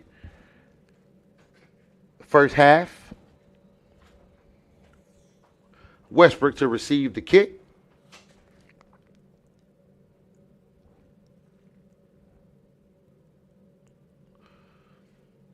High kick. It's number 6, taking Freeman. Sliding across and getting a little open air. If you get around the edge, he'll have some room. Great job of being patient there. We see some laundry on the field. There's a flag, but that was great footwork right there and great patience to get behind his blockers to even pick up the yardage he does. Let's see what the flag is.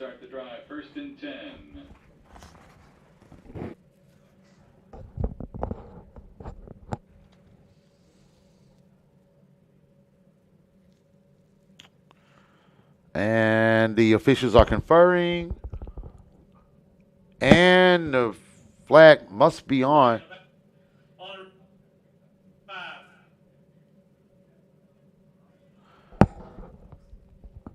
Flag must be on the Bruins. So that means the drive will start. First down and 10. Bruins on their own 24-yard line. See the Bruins come out in trip set, single receiver over the top. Let's see if we go to that man-to-man right there. Oh, and, wow, the line just got overwhelmed right there. Number 99 for the Deer Park Deer. I'm sorry, 98 for the Deer Park Deer. Luke Webb came in unabated. to the quarterback. Loss of 4 on the play to bring up a 2nd down and 14 for the Bruins. We don't want to go back any further here. This is dangerous territory to go backwards in. Quick pass over the top. Great job, great catch there to pick up some of those yards, pick some of those yards back up. Pass complete to number 13, Brian Briggs. And that'll bring up, we see some laundry on the field. Back here in the backfield, that's usually holding.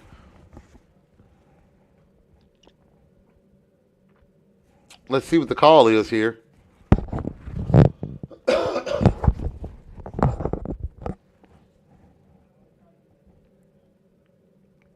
Hey, don't forget, shoot us some comments so that we can know that you're out there. Let us know where you're from, where you are, so we can know who's listening.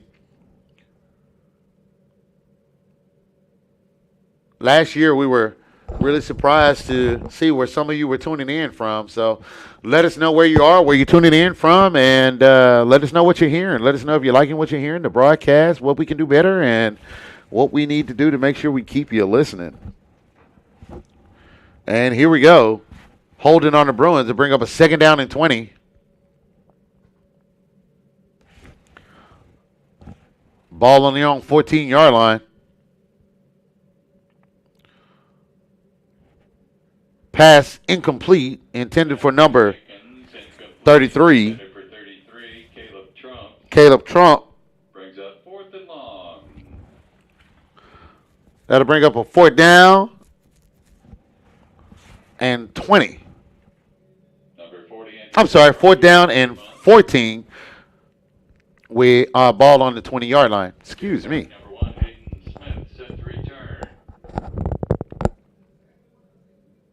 You know, and I do want to give a shout out to Caleb Trumps.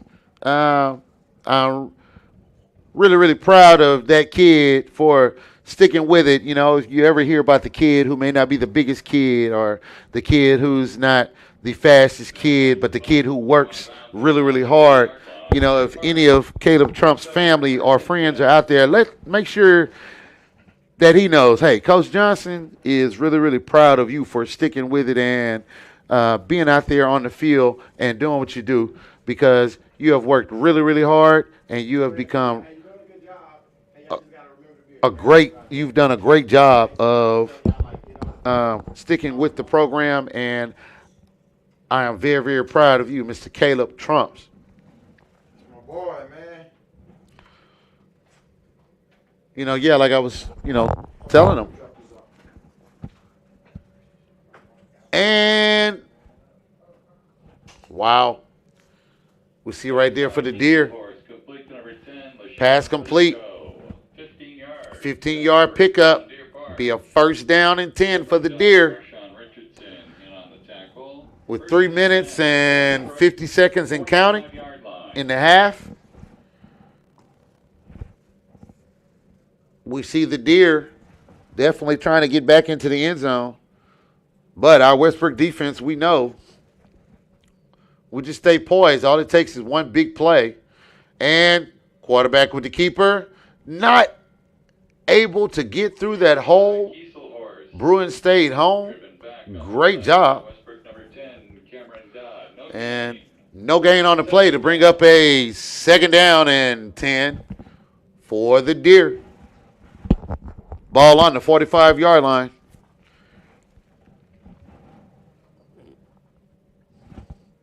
Let's see. We see number 1 down here at the bottom. Thinks they're going to go over the top for number 1. Well, they're motioning in.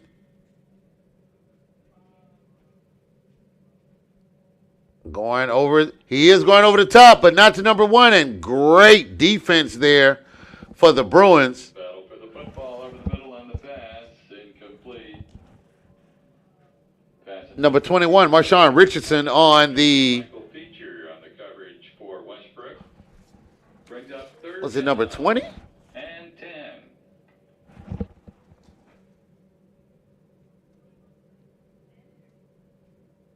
Well, it looked like number 21 on the coverage there. But either way, the Bruins broke that pass up, and now we see trips down here at the bottom, and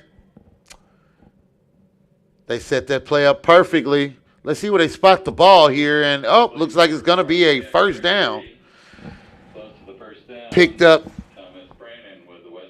and we see them moving the chain. So, yes, that is a first down. He picked up 10 yards on that play. A lot of times what you'll see is teams put trips on one side of the field. Therefore, they're able to really, really get the defense flowing that way and then hand the ball off to the other side, which is what we saw.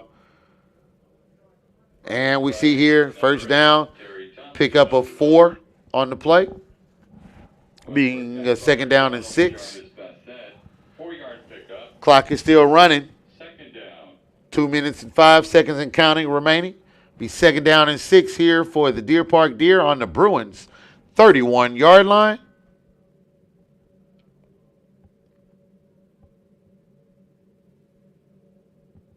And, of course, quarterback fakes the handoff to number 1 and goes straight up the middle for a touchdown.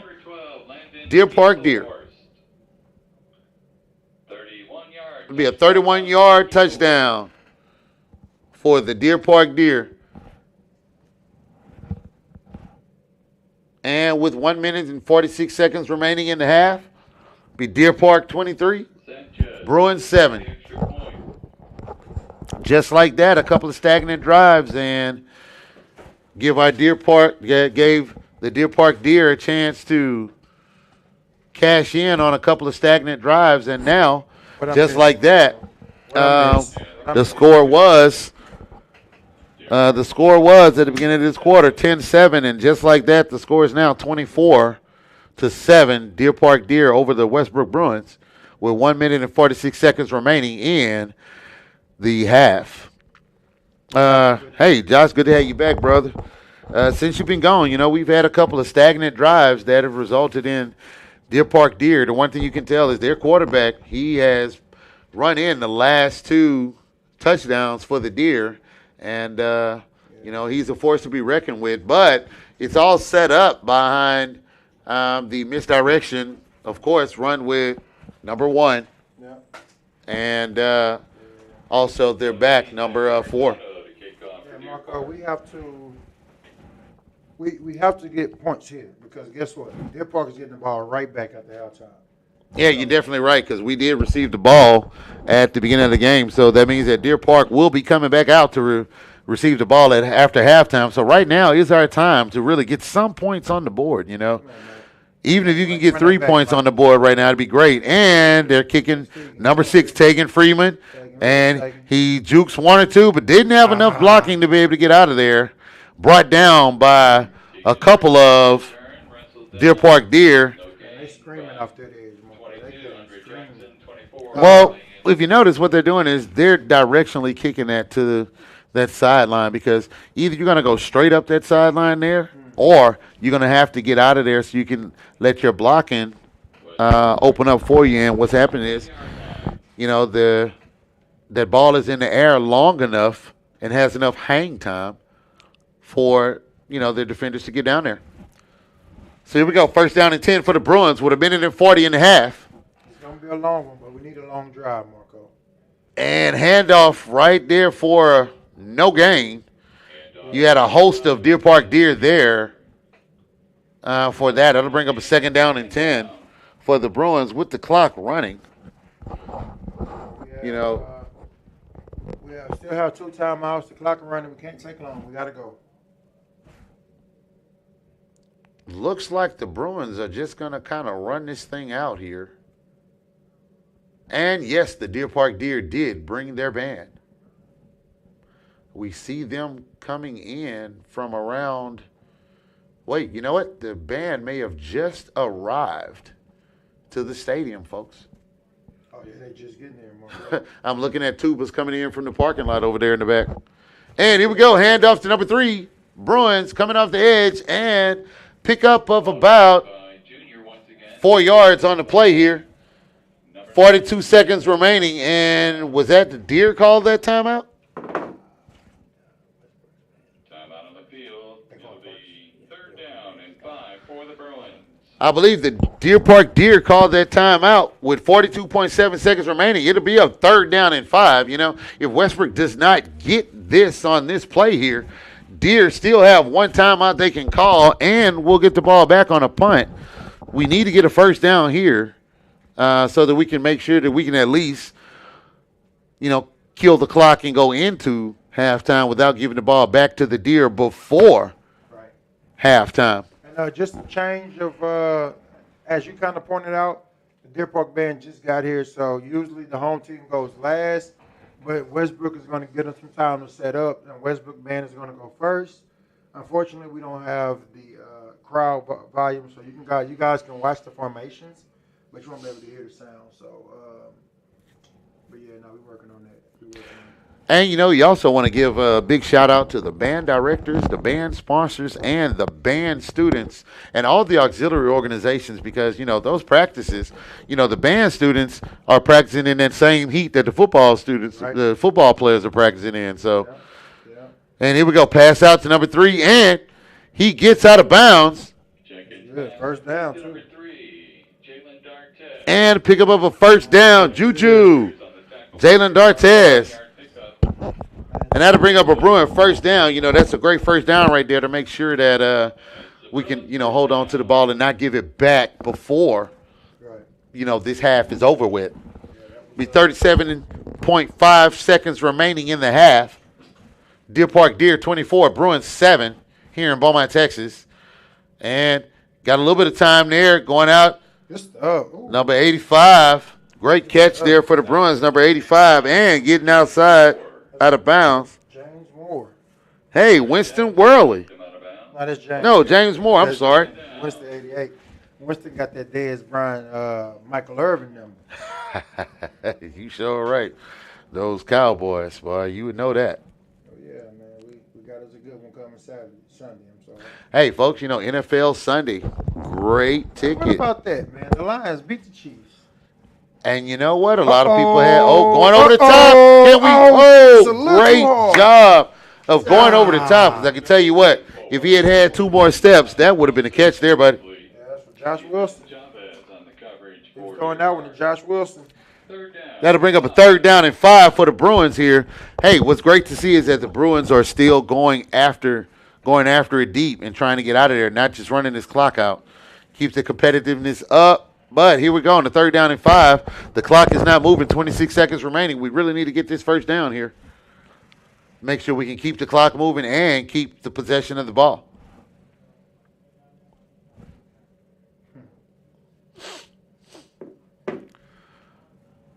And here we go.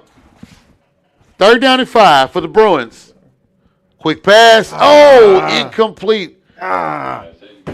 Looked like the receiver turned around just a little too late, and the ball was right there, but the ball was behind him. So this will bring up a 4th down and 5. And, you know, on that, after we made them use one timeout, we didn't make them use their last. So in not making them use their last, they still have one timeout. And with I wouldn't fake this here. I wouldn't do it here. But in Madden, Marco, I'm talking Madden. When I talk, I'm talking Madden. Let that thing roll. Oh. And the ball goes out of bounds at like the 38-yard line. See, this is like. Oh, and they go spot it at the 40. Yeah, without play, Marco. Now, what defense would you call here if you were playing Madden for the Bruins? You would be in that prevent? Yeah, I wouldn't go sure prevent, but I would. Whatever defense I do call, I'm backing them up because. You don't want to give up too much, but you also, because you know they got that field goal kicker show, he can make a 30-yard, 40. You know, I don't know about 40, but he can make a 30-yard. Well, but here's what you got to remember, though. You know, they can go over the top, which would be number 1, but they've been faking that going over the top with you and running the ball here. So do you rush 3 and have everybody sit home and watch all the rest? I'm saying 3. Rush 3 and then have 8 watching? Okay, they kneel and going in. They made the decision early for us.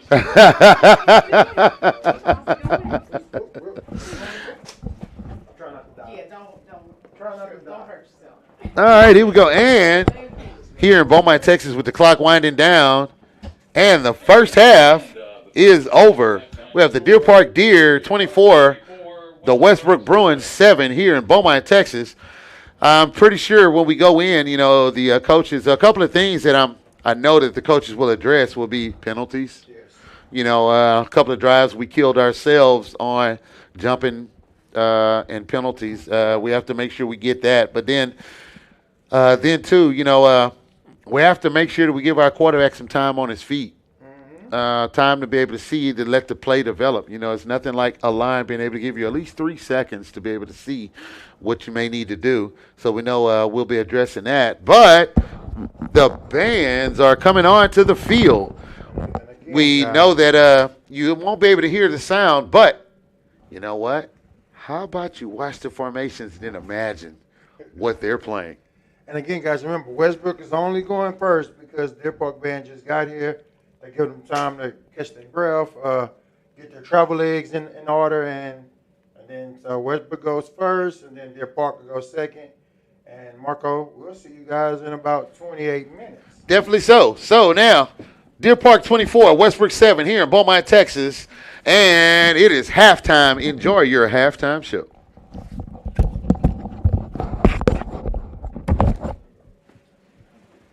Man, we shooting ourselves in the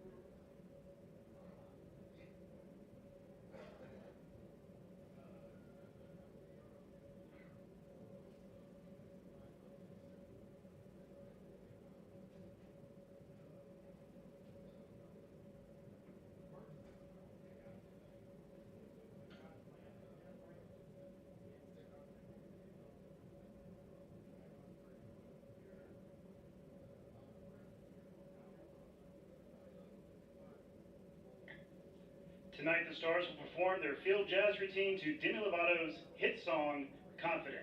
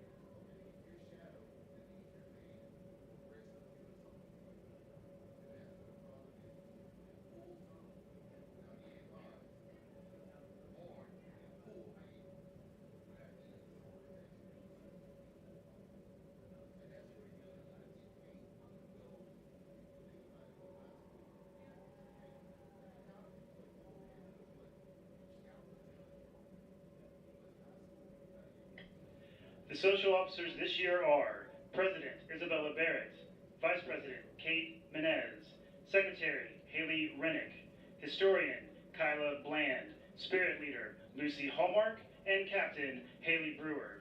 The Stars are under the field direction of Junior Lieutenants Avery Jackson, Tessa Smith, Kara Simpson, and Reagan Hancock. Senior Lieutenant Braley Cheney, First Lieutenant Kara Roberts, and Captain Mia Prudhomme. This week's Star Dancer is Katie Ritchie. The Spirit Girl of the Week is Lacey Aaron. The Stars are directed by Trinity Hubert and Assistant Director Tisha Smith.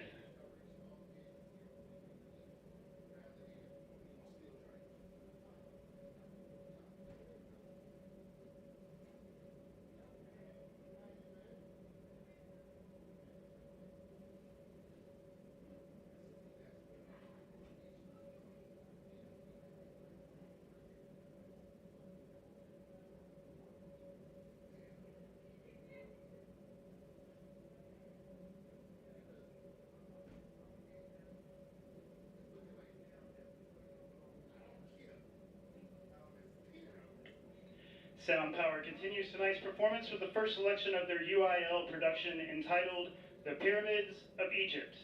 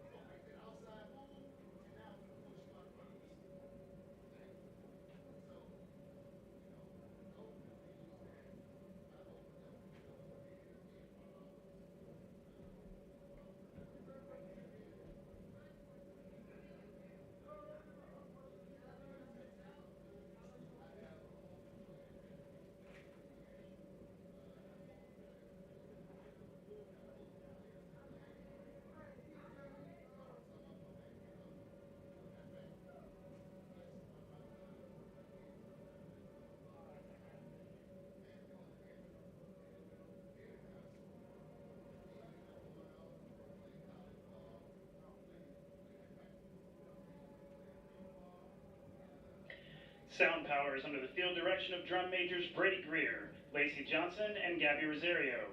Band captain is Aiden Collins. Section leaders are Jaden DeQuire, Michael Drago, Chavis Griffin, Hayden McGuire, Jackie Mondragon, Nuvea Marino, Emery Rodriguez, James Turner, Valerie Walker, and Jonathan Whitfield. The assistant director is Keith Larson. The director of bands is Stephanie Alcantara. Thank you, and let's hear it once again for Sound Power and the Westbrook Stars.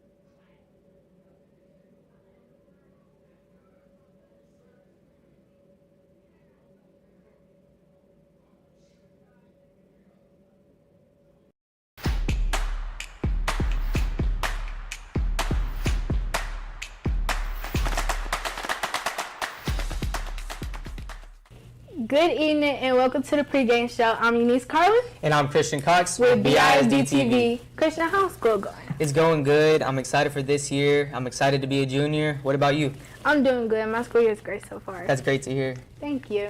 This week, the Westbrook Bruins take on the Deer Park Deers. The Bruins are 0-2 following a loss to Manville. The Deer, on the other hand, are 2-0 after a win against Clear Creek. Speaking of football, do you have an interview with Westbrook head coach, Coach Langston? Yes, I did. I found out he was a Cowboy fan, but you'll just have to see for yourself. Good afternoon. I'm Christian Cox with BISD TV, and today I have the opportunity to interview Westbrook's very own Coach Langston. How are you doing today, Coach Langston? Doing great, Christian. Glad to be here. Glad to have you here today. So, as we know, the NFL season is rapidly approaching. Who's your favorite team?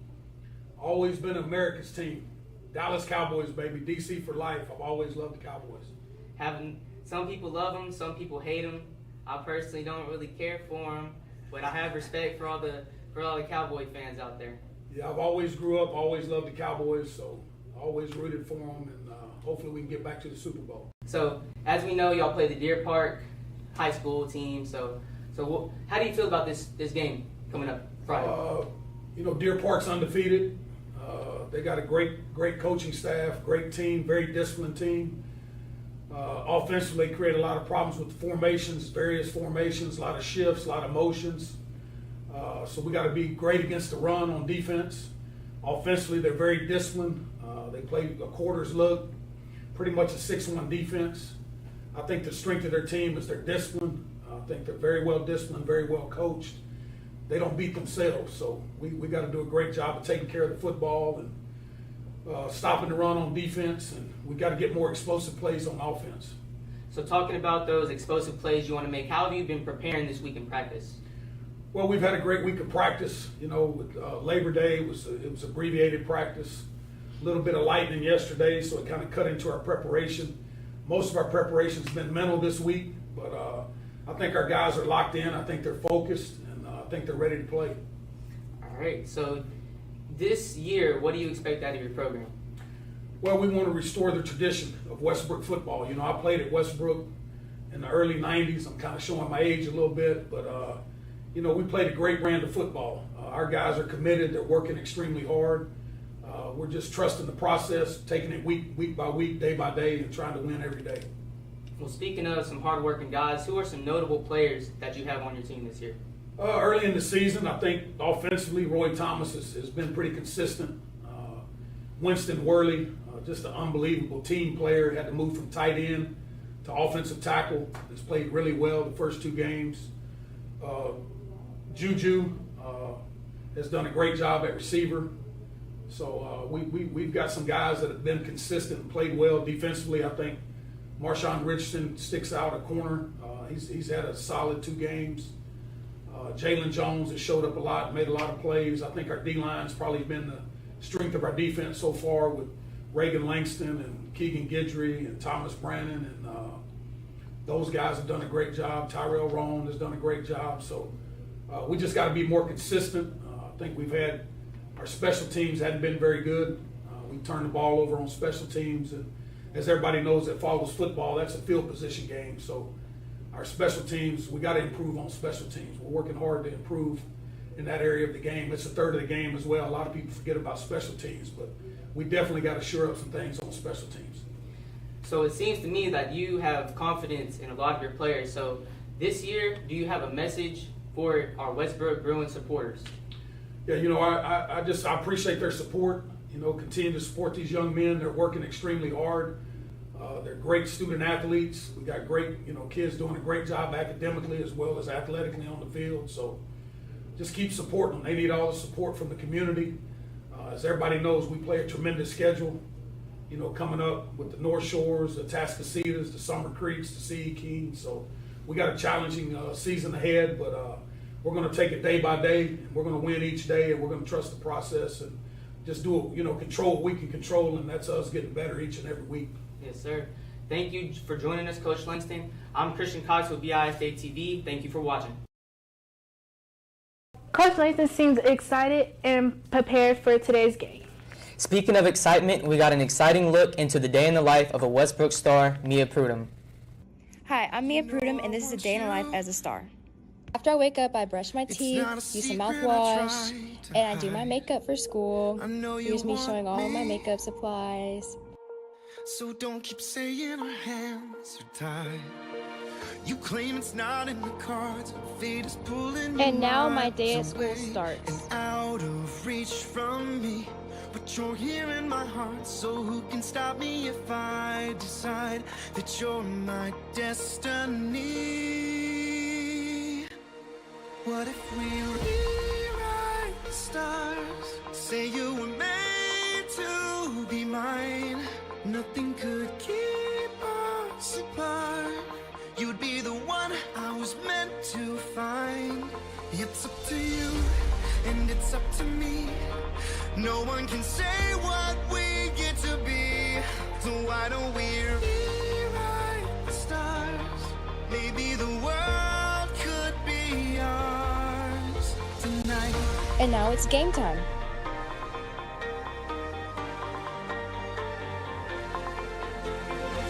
You think it's easy.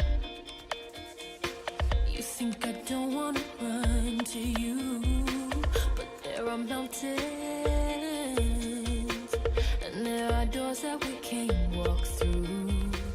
Hey guys, we just left the game, we changed our clothes, and we're all comfy right now. So we did end up losing the game, but we improved from last week, and that's what matters. And we had a great time in the stands, and we had a lot of fun. We wanna see you with it, show could treat you right. Give me just a minute of your time tonight. We both are here to have big fun, so let it rip. Mia's life seems very busy, and we got to learn more as we also got the opportunity to interview her and her sponsor, Mrs. Hubert. Let's take a closer look now. Good afternoon, I'm Olivia Ross with BISD TV, and today we have an exciting segment for you all today. Today I'm here with the Star sponsor, Ms. Trinity Hubert, and also the Stars team captain, Mia Prudhomme. Ladies, how are you both feeling today? I'm feeling really good, excited to be here. Thank y'all for having us. Thank you so much for being here with us. Ms. Hubert, what is your background with dance? I hear you've been dancing for quite a while. Yes, quite some time. I actually started at Taylor Dance Studio in Nederland, Texas. I danced there for about 16 years. My time there was spent with a lot of different genres of dance, everything from ballet, tap, jazz, clogging, you name it, I've done it. I also spent some time on Southeast Texas Ballet Company. And then in high school, I was part of the cheer team for 2 years, and then the Indianettes, which is the drill team at Port Neches Groves High School. And then my senior year, I was a lieutenant there. And then I actually ended up falling into my sister's footsteps and tried out for the Kilgore College Rangerettes, which is the first precision dance team in the world. They were created in 1940, and I was a part of the 79th line. And then I started teaching dance. right after that, and then here I am today teaching for the Stars. Yes, ma'am. Since you are teaching dance this year at Westbrook, what made you want to become a teacher? Like I said, dance is my passion. So I actually started out in the business world, and I wanted to try that out and see how it was. But in the back of my head, I was always missing doing dance full time. So I wanted to get back into it, and then Westbrook gave me a call, and here I am today. Yes, ma'am. I do feel that it is very inspiring for you to be mentioning how you've come so far with dance. And I also want to ask, what does the role of the responsibilities of being a star come with whenever y'all participate in the Friday Night Lights? Yeah, it's so much more than just the Friday Night Lights. Like my girls already know, you represent not only our drill team, but also Westbrook High School and all of Beaumont ISD. So you are being a representation of those organizations, not only on those Friday Night Lights, but also in school and outside in your regular life too as well. So I just want them to represent Beaumont ISD in the best possible light. Yes, ma'am. We all believe that the girls do a wonderful job whenever they do come out on stage and on the fields. Thank you. Mia, how are you today? I'm great. Thank you for having me. That's very good. I'm so excited to have you here today. I have heard that you've been dancing with the Stars since you started high school. So how is that going for you? It's going great. I love being a part of Stars. I've met so many amazing friends and teammates I wouldn't trade for the world. Yes, ma'am. Also, I hear that you are team captain now. So what is it like being captain of Stars? Being captain has definitely been a great experience. It's taught me so much. It's teaching me how to become a better leader, how to work with my officers, my directors, and I'm just so lucky to be able to have this position and honor. I feel like it's a very important role to take care of and be team captain. Is that what you feel like all the time? Yes, it's very important. It comes with a huge legacy, and now I feel like I'm a part of that legacy, so I'm very honored. Yes, that's very amazing. Also, if you ever, whenever you're out on the field, do you ever, just see little girls in the stands just waiting and just watching, being amazed? Yes. I was once one of those little girls, and it's just such a full circle moment, seeing them while I'm on the field compared to when I was a little girl, seeing the Stars on the field. Yeah. What would you say to one of those little girls if they see you out on the field just dancing the night away? What would you tell them? To keep believing and to pursue your dreams, because they do come true. That's very nice and very inspiring, Mia. Thank you so much. Thank you both so much for joining us today. Again, I am Olivia Ross with BISD TV, and thank you for watching. Miss Huber seems like an experienced lady and who's ready to take the Stars to another level. Well, speaking of Stars, we have some Westbrook Students of the Week. Mia Prudhomme, Jillian Keithley, Malika Broussard, Pranav Rao, and Kyria Alexander. And we would like to give our best wishes out to the volleyball team and competed in a YMBL tournament today and this weekend. And that concludes our pregame show. I'm Eunice Carlin. I'm Christian Cox with BISD TV. Thank you for watching. 21, Shepherd 14. Halftime, Nacogdoches 14, Lumberton 6. Halftime, Kirbyville 22, Corrigan Camden nothing. And at the half, Hampshire Finette 28, Cold Spring 8.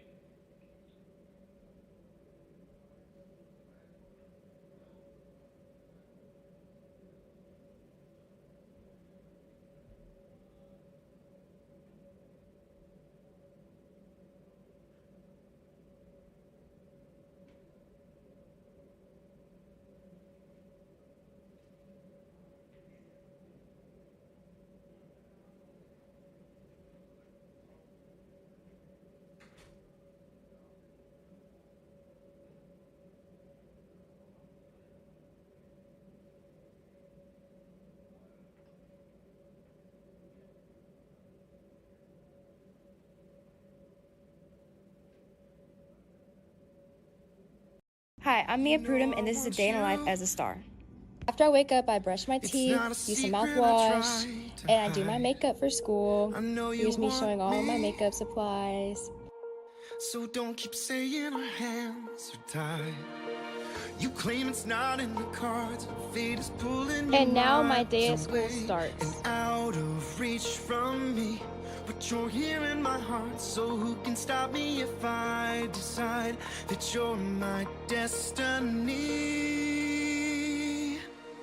What if we rewrite the stars? Say you were made to be mine. Nothing could keep us apart. You'd be the one I was meant to find. It's up to you, and it's up to me. No one can say what we get to be. So why don't we rewrite the stars? Maybe the world could be ours tonight. And now it's game time.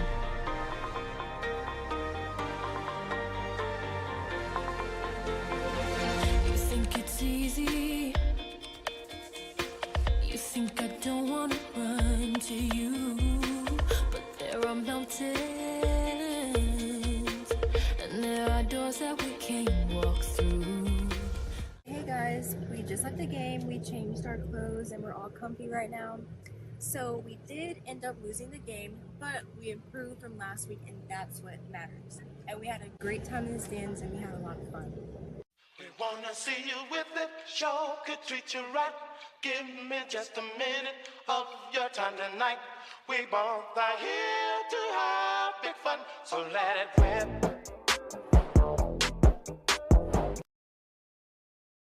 It's easy.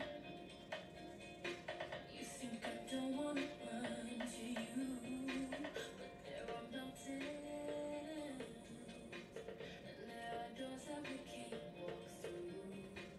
Hey guys, we just left the game, we changed our clothes, and we're all comfy right now. So we did end up losing the game, but we improved from last week, and that's what matters. And we had a great time in the stands, and we had a lot of fun. Wanna see you with it, show could treat you right. Give me just a minute of your time tonight. We both are here. Deer Park with the option to start the second half, electing to receive. Kicking off for Westbrook, number 82, Edwin Ramirez.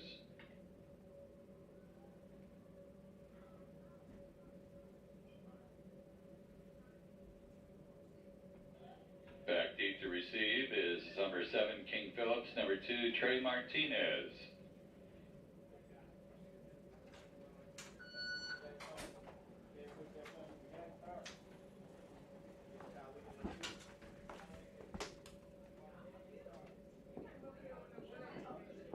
Kickoff returned by number 1, Hayden Smith.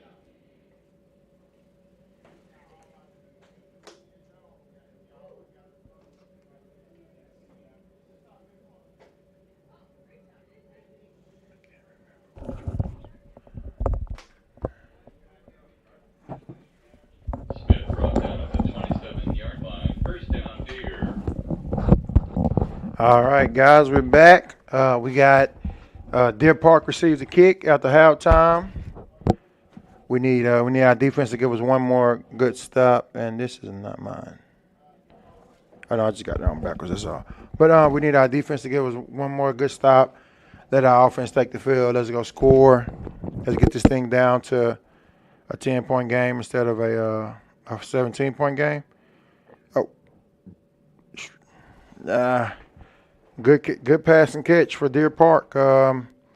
What's that? Number 7 to King Phillips. That's man.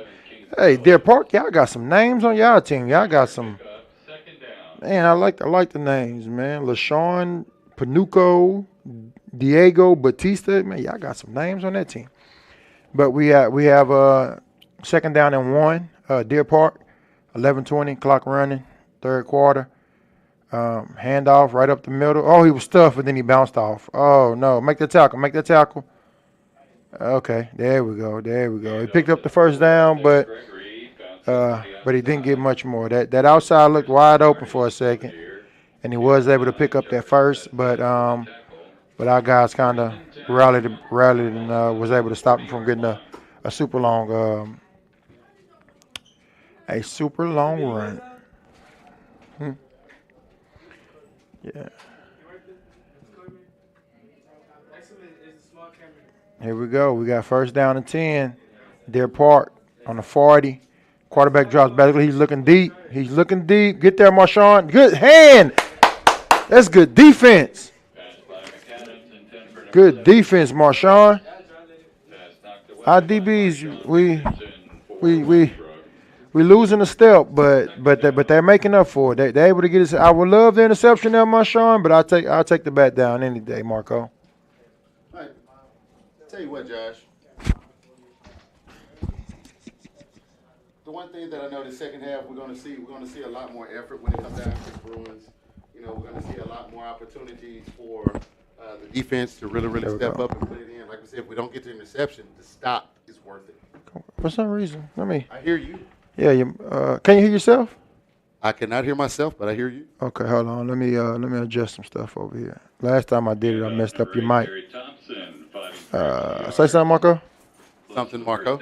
Okay, you sound a little better than me. Can you hear me? Yeah, I can hear you good now, Marcos. All right, great job, Marcos. But again, here we go. We got a 3rd down and 1 for the Deer Park Deer. Can you hear me? Great opportunity. Can you hear me in both ears? Huh? Can you hear me in both ears or just one? Here. Only on that one? Mm-hmm. Okay. Got the wrong headset. Oh, is that what that's why it was turned up the wrong way. We switching headsets up. Oh, there we go. See, now that sounds right. I knew something was out, Marco. I was like, wait a minute. I'm hearing in both ears. Something wrong. Yeah, no kidding. See, you being the producer, I don't want to hear all that stuff you hear. All right, here we go. We have a 1st down and 10. Ball on the Westbrook 39-yard line. 9 minutes, 45 seconds remaining in the 3rd quarter. And we see going over the top to, of course, his favorite target, number 1. He shakes 7. One, and ooh. 7. That's Terry King Phillips. That's what I say, man. They got some good names on their team, man. You got King Phillips. You got Isaiah Grigor. Yeah, Gregorio. Aiden Kazas. And you also, the quarterback. Look at that, Diego Bautista. They got some names on their team. Jonathan Franco. The greatest part about it is, I'm pretty good with saying that. And going over the top again to number 7. Is it complete? No, ball comes out. That was great coverage by the Bruins right there. Number 18. Broken up by Westbrook, number 18. That'll be Michael Davis or Mikael Davis. That'll bring up a 2nd down and goal for the Deer Park Deer. Ball on the 5-yard line. It's a horrible place to be right here, but I can tell you what, getting a stop right here would really push momentum big time. Big time. When you get a stop in this area, your defense rewards you here. And look at what they're doing, of he course. gets that edge, and that's a good block. Who did the ball go to? Good Number block. 1. Number 1, man. That's Aiden Smith, man. He's one of those, man. He's wherever you need him. He showed that he can do it. Well, all night long, what we've been doing is we've been calling at quarterback, number 12, and number 1. They have locked up and really been the lifeblood of this Deer Park offense. You can't. Again, Marco, I'm a Madden player, so everything I say is from the Madden. You can't expect your defense to constantly get stops without scoring on O. Like, we have to get a score here. Like, there is no ifs, ands, and buts about it right here, Marco. We have to get 7. We can't get 3. We need 7. We need to stop. We need 7. And now we're down 10. And, the way to do that is to take it play by play. Right. And just try to march that ball down. And, even if you have a long possession here, just to get the ball back into the territory that you wanted to and get it into the end zone, no matter how long it takes, methodical movement right now. Just take it play by play, 5 yards to 6 yards to whatever it takes, and just get there. But we have to make sure that we, stay away from penalties, and we have to make sure we stay disciplined with the ball. What we're going to have to see is our quarterback's going to have to be able to stay on his feet. And, our line give him an opportunity to block, give him an opportunity to see his receivers coming through. And let's see if they kick that ball back into our back line again here. And actually, no.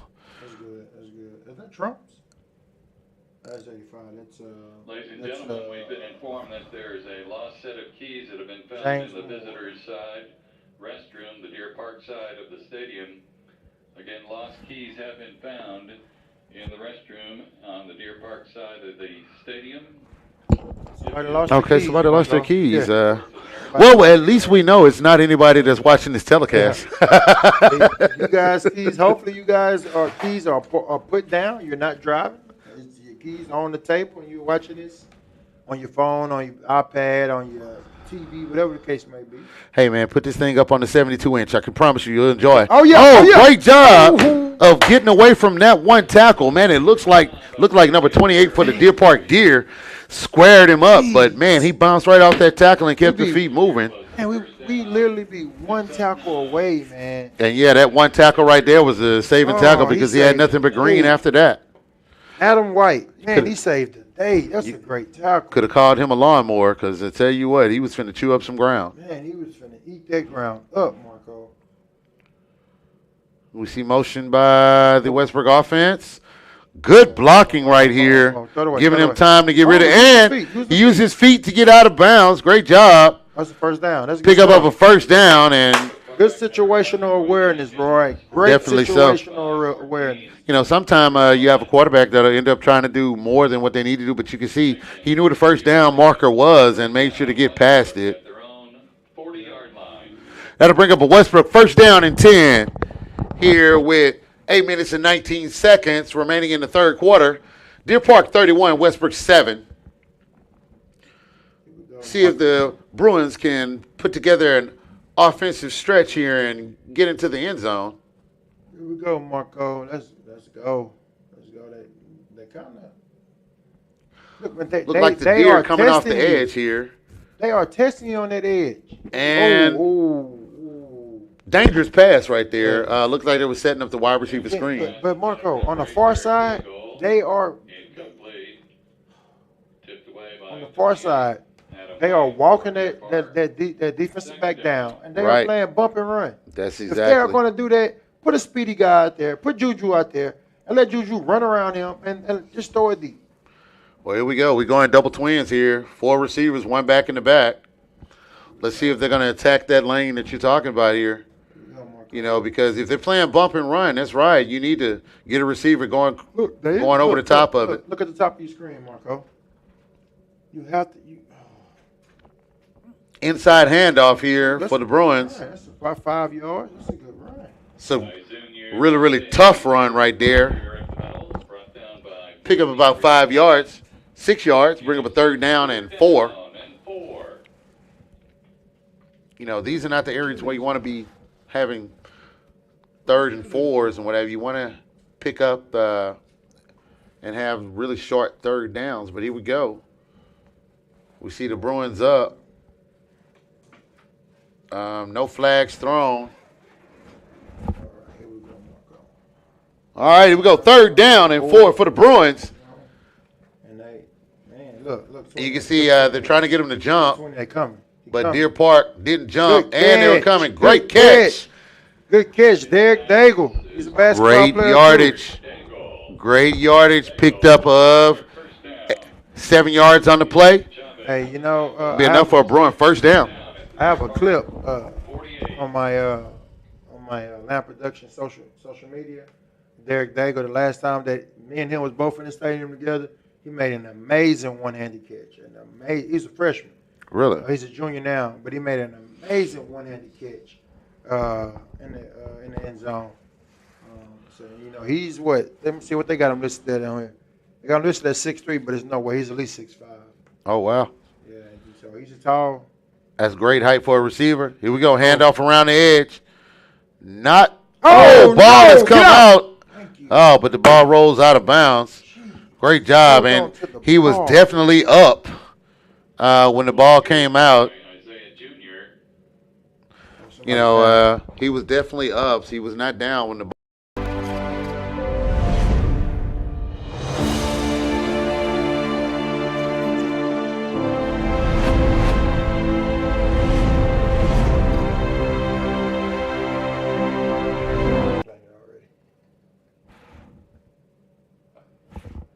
She was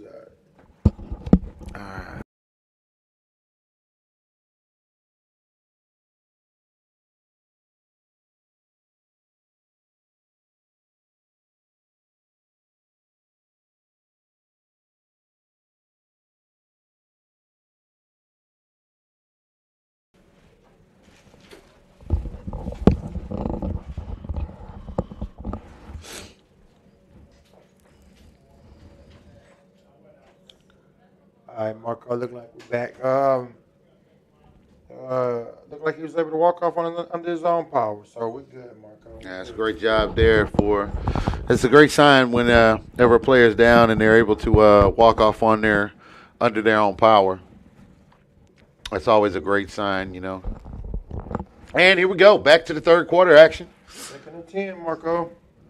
2nd down and 10 for the Bruins. Let's see what they drop. Oh, we have a quick flag. You know, usually from the line judge. Gotta be a holding or something.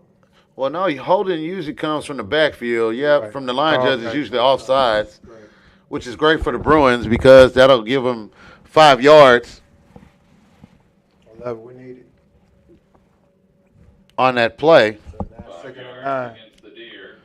Bring up a 2nd down and 9. How was it 2nd and 14? For the Bruins. How did we get 2nd and 14? Did we? Oh, that fumble. The ball. Yes, sir. Yeah, the fumble. Yeah. I was like, wait a minute. How did we get 2nd and 19? Hold on, wait a minute. Let me zoom in. And here we go. Inside handoff. Number 33 and brought down after a gain of 2 yards. Caleb Trumps. Some tough running right there for Caleb Trumps. And I love Caleb Trumps. Yeah, I gave him a shout out early because the one thing about Caleb Trumps, he is a very, very hard working kid. And, you know, watching him as a freshman all the way now to being a senior and, you know, where he has come from when it comes down to football and the person that he is a great kid with a strong spirit. And I'm really, really proud of Caleb Trumps. Plus, he's a walking muscle. That he is. Uh-oh. Going over the top here. Got him beat. Do we get it? Touchdown. That's what I'm talking about. Let's go. Westbrook Bruins. Josh Wilson. That's a nice name. Great job. That's a nice name. Josh Wilson Jr. I'll tell you something about Josh Wilson. Josh is a nice name. He's a great kid. You know, does a lot at the school.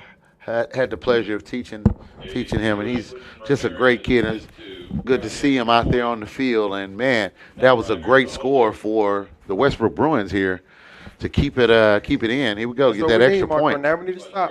I said we need a score, a stop, a score, and that gets us down 10. And now we're going to 4th quarter. You know, and we got some momentum. You know, you called it and said that, hey, we need to go over the top with this thing. And guess what? You know, if they're going to play bump and run, that's fine. Awesome. I'm glad you're playing bump and run. Now I'm finna throw it deep. And I promise you, they'll back them up. And that's true. Now some of your runs can start getting through the middle. But you have to show them, like, I'm not scared to throw it deep. I have a quarterback that's very good. Right. He can throw this ball deep. Right. I have some receivers that are very good that can catch the ball deep. So keep playing me bump and run, and I promise you will pay for it. Well, I tell you what, here in Beaumont, Texas, we have the score: Deer Park 31, Westbrook 14. About 6:07 remaining in the 3rd quarter. People still didn't pick their keys up, Marco? You know, no one's going to pick those keys up till they figure out, oh, Lord, I can't get my car. They're going to get to their car. Like, oh, how do I get in? Oh, that was my keys. You know, so, hey, if you got family member on the Deer Park side, tell them if they check their pocket looking for their keys because they got some missing keys. Definitely saying, Deer Park side. The one thing you would hope that it wasn't a student that actually left those keys because they're really not going to think about it until it's time for them to get back to their car. Yeah. That's what's going to happen. You know, that was a great answer right there for the Bruins. And whether you believe it or not, 6 minutes and 7 seconds, Bruins only down 17 points. Yep. You know, got a whole nother 12 after this quarter. How's it 15? No, it's 12. And kick is up and kicks to the back line to number 1. You know who that is. No. That dude is. Ooh, that number 1 is always scary when he gets his hands on that ball. He's a workhorse. Definitely so. He's receiving the ball. He's running the ball. He's receiving the ball on special teams. You know, he is their workhorse. I don't know what that means, Marco, but he's one of the few ones on the roster that has a star by his name. I can see why. It doesn't say why he has a star, but well, you know, let's take a look at this thing. Look how many student trainers they have. The last couple rows on the roster. They have about 30 student trainers. Well, that lets you know everybody's being taken care of, buddy. Every player get their own personal student trainer. Hey, maybe that is Get to why. that edge. Get to that edge. Oh, no. Oh, and there's a quarterback He's too again. loose with that ball. Using his legs. And I tell you what, man, what do they have the quarterback as? Oh, that's a different quarterback. No, that's him. your boy Kieselhurst. Yeah, that's Kieselhurst. That's your boy Kieselhurst. Man, that's a nice You know, game. I want you to really, really think about something. The one thing that you notice about certain athletes is, when you have a name that may be difficult to say, they make you say that name so many times so you finally get it right. Kieselhurst. And I can tell you what, Mr. Kieselhurst, he's really, really earned that. Oh, get that. To say his name. And, of course, there he goes, going back to his favorite target. Ooh. Oh, no, that's Nick. That's Nick. I'm sorry. That's Nick. That's my old player. And we have a penalty on the field. We know what that'll be. The player was already going out of bounds, and he's pushed him out. He's a sophomore. So, but when somebody going out of bounds, you just kind of got to let him. Yeah, let them go. Just make sure that they're still going out of bounds. Now, if they turn up the field, you lay it into them. But, they're already halfway out of bounds. You don't need to push them any further. Their momentum's going to take them. So that'll be unsportsmanlike conduct. That 15 yards hurt. That 15. Oh, my. That 15 yards is tough. That'll bring up a first down and 10. But, I'll give him some credit, Marco. He read the play. He was stuck in a bad situation. He could have went for the quarterback and left the receiver open, or he could have stayed with the receiver and let the quarterback run. So he was in a tough situation, but he played it well. If the speed wasn't there. Play action. Mr. Kieselhurst going up, and Did he hit the goalpost? No, that was the referee's The ref threw a ball. Oh, the hat. Yeah. That means somebody stepped out of bounds, Marco. Right. That's exact. And you know what? This is a great time to. Let some of the fans know. If you didn't know, and you're ever watching a game, and the back judge, that referee throws his hat when he's standing in the end zone, what that means is the receiver actually stepped out into the end zone and has to reestablish himself before they can actually touch the ball. Flag on the deer. And ladies and gentlemen, there was another segment of Rule Time with Marco. We're going to make that a thing. I'm going to get an audio drop and everything, Marco. We're going to make that a thing, Marco. I'm scared because I know it's actually coming. I'm telling you what. We got a bye week next week. There's no games here. And then the week after that, Westbrook will be back. That'll be their homecoming. Definitely. Oh, that's crazy. Wait a minute. Yeah, when Westbrook comes back, it's their homecoming. Homecoming from a home game. And here we go. Kieselhurst with the ball. Oh. Over the top. Oh, man. That was a very dangerous pass there, but he had a receiver in the area, and that receiver went up to get it. That could have been an interception also, but instead it was a complete pass. Pick up a 7 on the play, be a 3rd down and 8. Pick up a 7 by number 7. If he didn't catch that, we had about three Bruins around right there. That was kind of. Oh, definitely. So that would have been an excellent pick to get right there. I don't think he can make this. 3rd down and 8 for the Deer here with 4 minutes and 40 seconds remaining in the third quarter. And right up the gut, folks. Kieselhurst. And he's still up the gut, down to the 2-yard line. Pick up a 15 yards on the play. Hold on. Wait a minute. I got to give him his proper credit. Ben Barkema, the offensive coordinator for Deer Park. What a play. That middle was wide open. He saw it, and he said, let's hit him with a draw. He sure did. And, that's been opened up by them attacking the corners. Yeah. And then when everybody starts looking at the corners, he just takes that big quarterback, goes straight up the gut with it. And new quarterback in, number 14. Did he get in there? Touchdown. It's a touchdown, Deer Park, with a new quarterback, number 14. Reed Mallett. 2 L's, 2 T's. Reed Mallett. 2 L's, 2 T's. Hey, not to be funny, but one of the players on here for the Deer, his name is Diego Batista. Hey, I wonder if there's any kin to names, man. But I wonder if there's any kin to Dave Batista. No, the wrestler. It's his cousin. Tell you what, if you're listening for the deer and you can let us know, shoot us a line in and let us know, hey, that's his son, his cousin, neighbor, who knows. And just like that, the Deer Park Deer answered the Bruin drive, make the score. Deer Park 38, Westbrook Bruins 14, with 3 minutes and 59 seconds remaining in the third quarter. Josh, right here, the one thing we can say is, the Deer Park Deer have stuck to their game plan that you can tell that they had coming into this game. Number one has played phenomenally for the Deer, Hayden Smith, as well as their quarterback, Kieselhorst. But, we would be remiss to not acknowledge the line, because the quarterback has had great opportunities to be able to look down the field, and you also have opportunities. The quarterback for the Deer have not been sacked that much, and that time has allowed them to be able to make plays happen.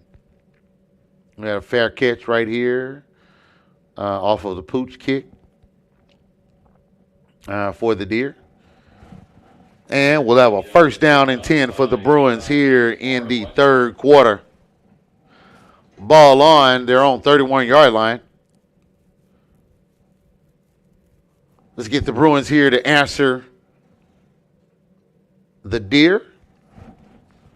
Bruins start the drive, first and 10 at their 31.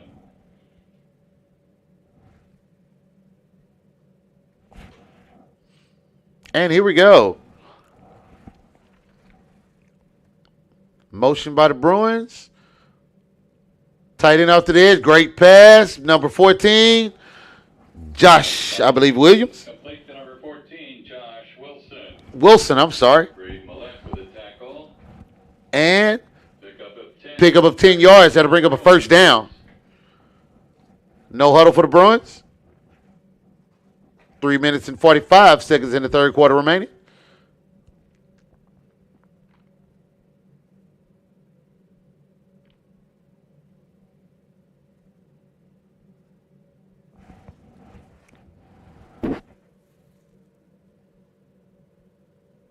Snap is out.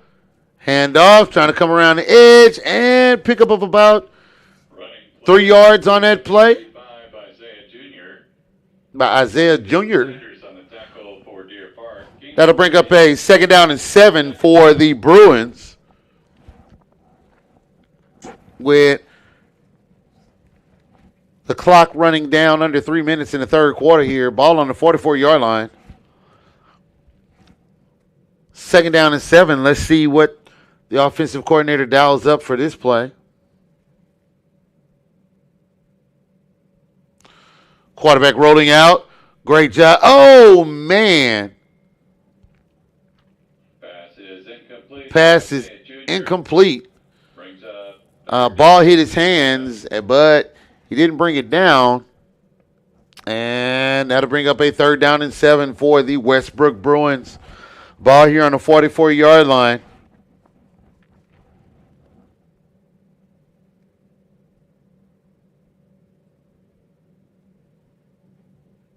And we see the Bruins here getting the play from your offensive coaches on the sideline.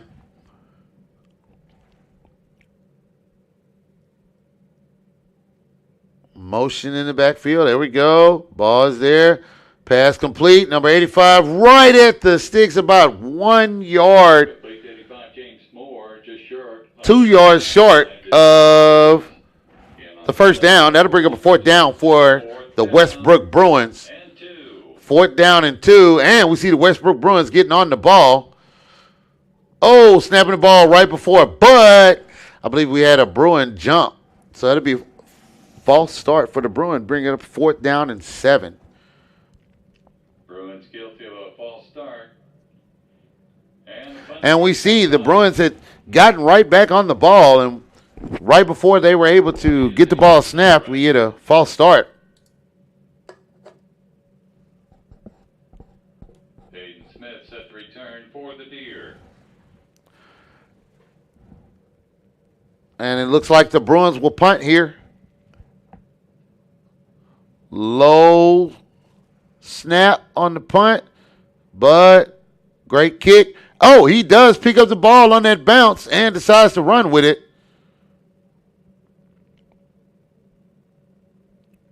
After a pickup of 4 yards, it'll be a first down and 10 for the Deer Park Deer. Ball on their own 25-yard line. 1 minute and 53 seconds remaining here in Beaumont, Texas. Ball spotted at the Deer Park 25. First down, Deer.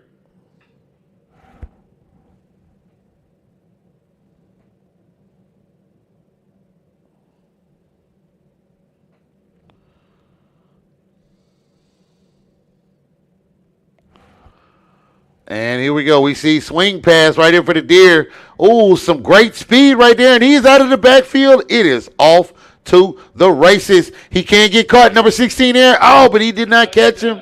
That'll be a touchdown for the Deer. 75 yards. That was a lateral from the quarterback, Jacob McAdams, to Trey Martinez. Officially a 75-yard run. And just like that, folks, the score is Deer Park 44, Westbrook 14. That play there was run to perfection. You could tell that the speed was there for the Deer, and he just took it to the house. Point is good. That extra point is good. And new score here in Beaumont, Texas. Deer Park 45, Westbrook Bruins 14 with 1 minute and 40 seconds remaining in the third quarter.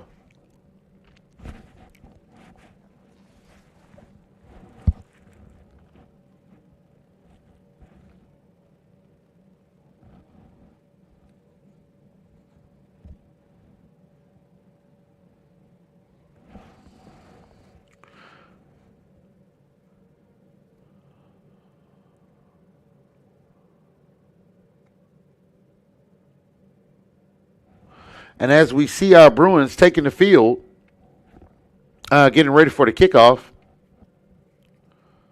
we have our Deer Park Deer running out to the field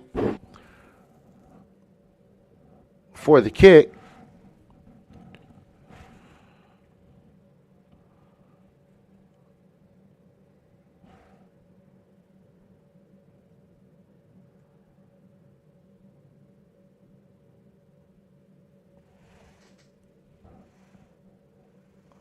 And here we go. As we set up for the kickoff here in the third quarter with 1 minute and 40 remaining. Let's see if our Bruins can make something happen with this one. Deep kick. Ball caught by number 1, Mike Fiacher, and brought down immediately by number 9 of the Deer Park Deer, Diego Batista. We have a flag on the play. Back at the 40-yard line of the Deer. Maybe offsides on the Deer. Let's see what the official call is.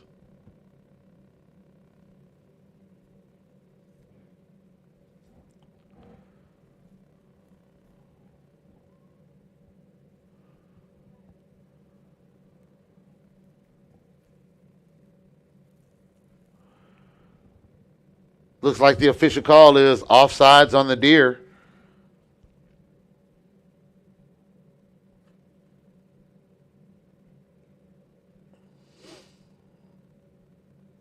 No, it looks like offsides on the... Westbrook starts to drive, 1st and 10 at their own 21-yard line. Yeah, it looks like offsides on the Deer. The ball will be on the 21-yard line.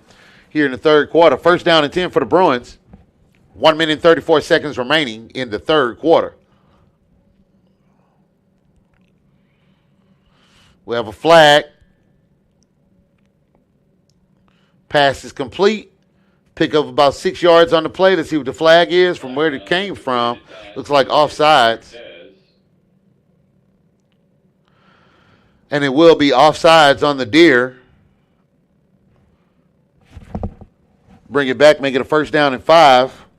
Take the 5 yards from the penalty, and then still be able to have the down.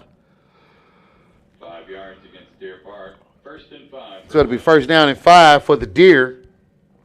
I'm sorry, first down and 5 for the Bruins after the 5-yard penalty by the Deer Park Deer. 1 minute, 33 seconds remain in the third quarter.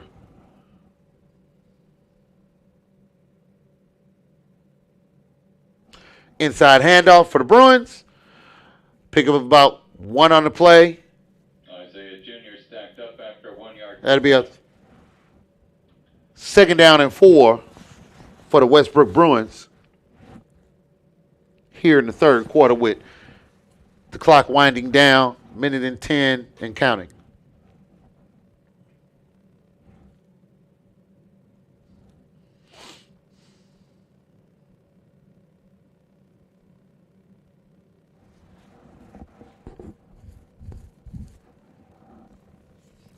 And we see they're getting the signal for the play. And inside handoff. Pick up. 35, Isaiah Jr. Result of the play, Westbrook first down. Along with Chris Isaiah Jr. with the carry is a results of the play is a Westbrook first down. As the clock winds down the third quarter, be a first down and 10 for the Bruins. Ball on their own 33-yard line. High snap. Not able to be controlled. And that'll be a massive loss in yardage right there. Roy Jenkins sacked to the backfield by 87 Brody Bailey for Deer Park. And at the end of the third quarter, Clock runs out. That's the end of the third quarter. we have the Deer Park Deer 45, Westbrook Bruins 14. With the start of the fourth quarter, Once again, students in need of a ride, start of the fourth quarter. Please call for that ride. We need to clear the stadium. it'll be a second down and 22 By 20 minutes after the conclusion of tonight's game. for the Thank you for your Bruins. cooperation.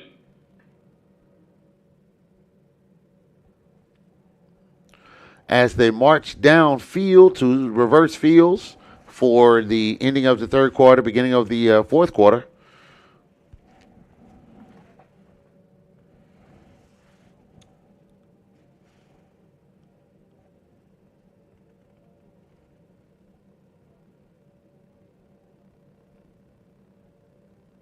You know, this game really for the Bruins has been plagued with, penalties and, missed opportunities to make the big play. You know, we've had a couple of big plays, but other big plays and drives were ended up being stagnant, which could have made a big difference in the game. The defense held tough early, but we still have a whole another quarter to go. And guess what? There's never, ever any counting anyone out at any point in time, because anything can definitely happen. That's why we stay competitive and we play. It'll be second down and 22 yards for the Westbrook Bruins. Ball on their own 21-yard line. Motion for the Bruins. Ball going over the top to Josh Wilson. Woo! Incomplete pass right there. 14, Josh Wilson, incomplete. He was double covered coming across the middle. On the coverage for Deer Park. Well, coming over the middle, over the top. It'll be a 3rd down and 22 for the Westbrook Bruins here with 11 minutes and 53 seconds remaining in the game here in Beaumont, Texas.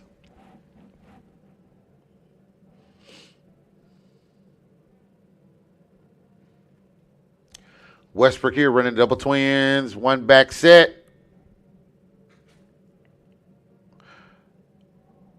And look, Josh Wilson, amazing catch to turn around and see the ball, bring it in right over the top of number 24. Great job for a Bruin 1st down. Ball spotted at the 49-yard line of Deer Park. That was some great hands right there. Ball on the 49-yard line of the Deer. Be a 1st down and 10 for your Westbrook Bruins.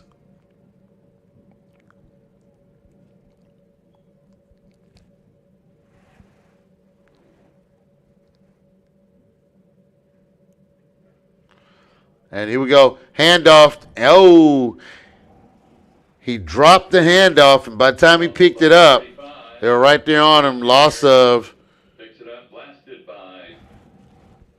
5 on the play. Be a 2nd down and 15 for the Bruins. Ball on the 46-yard line.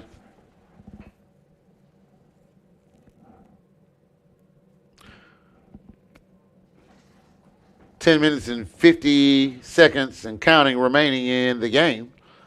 Here we go. Westbrook Bruins. We see at the bottom of the screen, trip set. And he keeps the ball. Oh, and it looks like he slipped right there. And forced up the middle. Brought down on the play. Kyron Lewis with the defensive stop for Deer Park. It's a loss of 1, 3rd down. 16. Here we go. Loss of 1 on that play, 3rd down and 16 yards for the Bruins. Here in the 4th quarter. Ball on the 45-yard line. If you're in your living room or you're listening to this, here we go. Let's get a Let's Go Bruins. Let's go Bruins. You never know. They may feel that and it give them some life. There we go. Pass complete. Of course, to who? Number 14, Josh Wilson. To Josh Wilson. Tackle by 24, Zamian Olgin. Bring up a 4th down and 6. 4th down. 4th down, 6. The student commentator come in with you. He just interviewed Coach Langston during the pregame show. Just kind of let him get in a little bit. But I got you. Go ahead. And here we go. 4th down and 6. Big 4th down for the Bruins here. Trying to keep the drive alive. Has a lot of time. Going over the top there and is, ball slightly underthrown. And it is intercepted by the Deer Park Deer. Check-in pass intercepted by 24, Zamian Olgin. And that'll bring the stop to that Bruins drive there. Here in the 4th quarter with 9 minutes and 5 seconds remaining. We have the Deer Park Deer 45, Westbrook Bruins 14. Olgin tackled at the 15-yard line. 1st down, Deer Park. But, you know, as a coach, the one thing you do understand is sometimes you have a pass intercepted is just like a punt. So it's not that bad unless you allow them to run the interception back. Now, here we go. I have a guest in here. On the mic with me. Give me your name. Talk to me. I'm Christian Cox. I'm a student at BU. Glad to be a part of BISD TV and be able to join you in the booth today. Yeah, man, that's cool. Tell you what, man, how long have you been doing it? Just a few weeks now. School started. I got a chance last year to come and work at one of the games, and I've been working on it ever since. That's cool. How you like it so far? I love it. I love to be here. See, you know, this fast-paced action, you know, and plus it being live, you know, it poses its challenges, but man, it's a ball once you get up here. Great environment to be in. So talk to me. I heard you had a chance to interview Coach Langston. Yes, I did. found out that he's a Cowboys fan. We figured that. Yeah. But he was confident in his team. It doesn't seem like that helped out the game. But hopefully they get back on track, and hopefully some of his players, they work it out and they get back to it next week. Well, I can tell you what, getting back to work, they have a bye week next week. Give them an opportunity to be able to, focus on the first 3 games, because right after that, and, they start a very tough district. Being at Beaumont United, being in the same district, what it is. That 6A district is no joke. Summer Creek, North Shore, Atascocita, and then, C.E. King and Humble, you really have to make sure that you stay poised, Just curious, if you were in Coach Langston's shoes right now, what would you call? I'm not really sure. I would probably play an aggressive defense, try to get the ball back in our hands, not give up any big play like they're doing right now. Yeah. And I would, at this point, you're trying to get some deep shots. The score, they're down by, 29? This game's kind of out of hand at this point, but you can certainly try to get something in for either the end of this game or starting your game plan for next week. Definitely so. The one thing you want to do is make sure that you have some bright spots at the end of the game so that you can have something to build on. And you're right. Just thinking about giving up the big play, that has really, really hurt them this week, giving up the big play.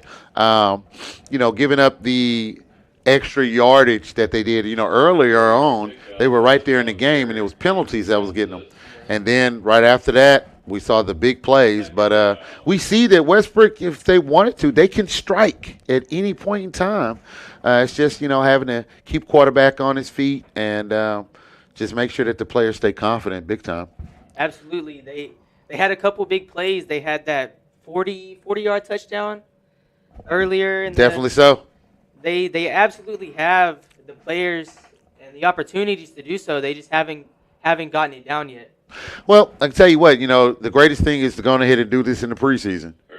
Because, after they go into this bye week, they'll have a great opportunity to say, all right, Westbrook, when they come back, will be playing Summer Creek.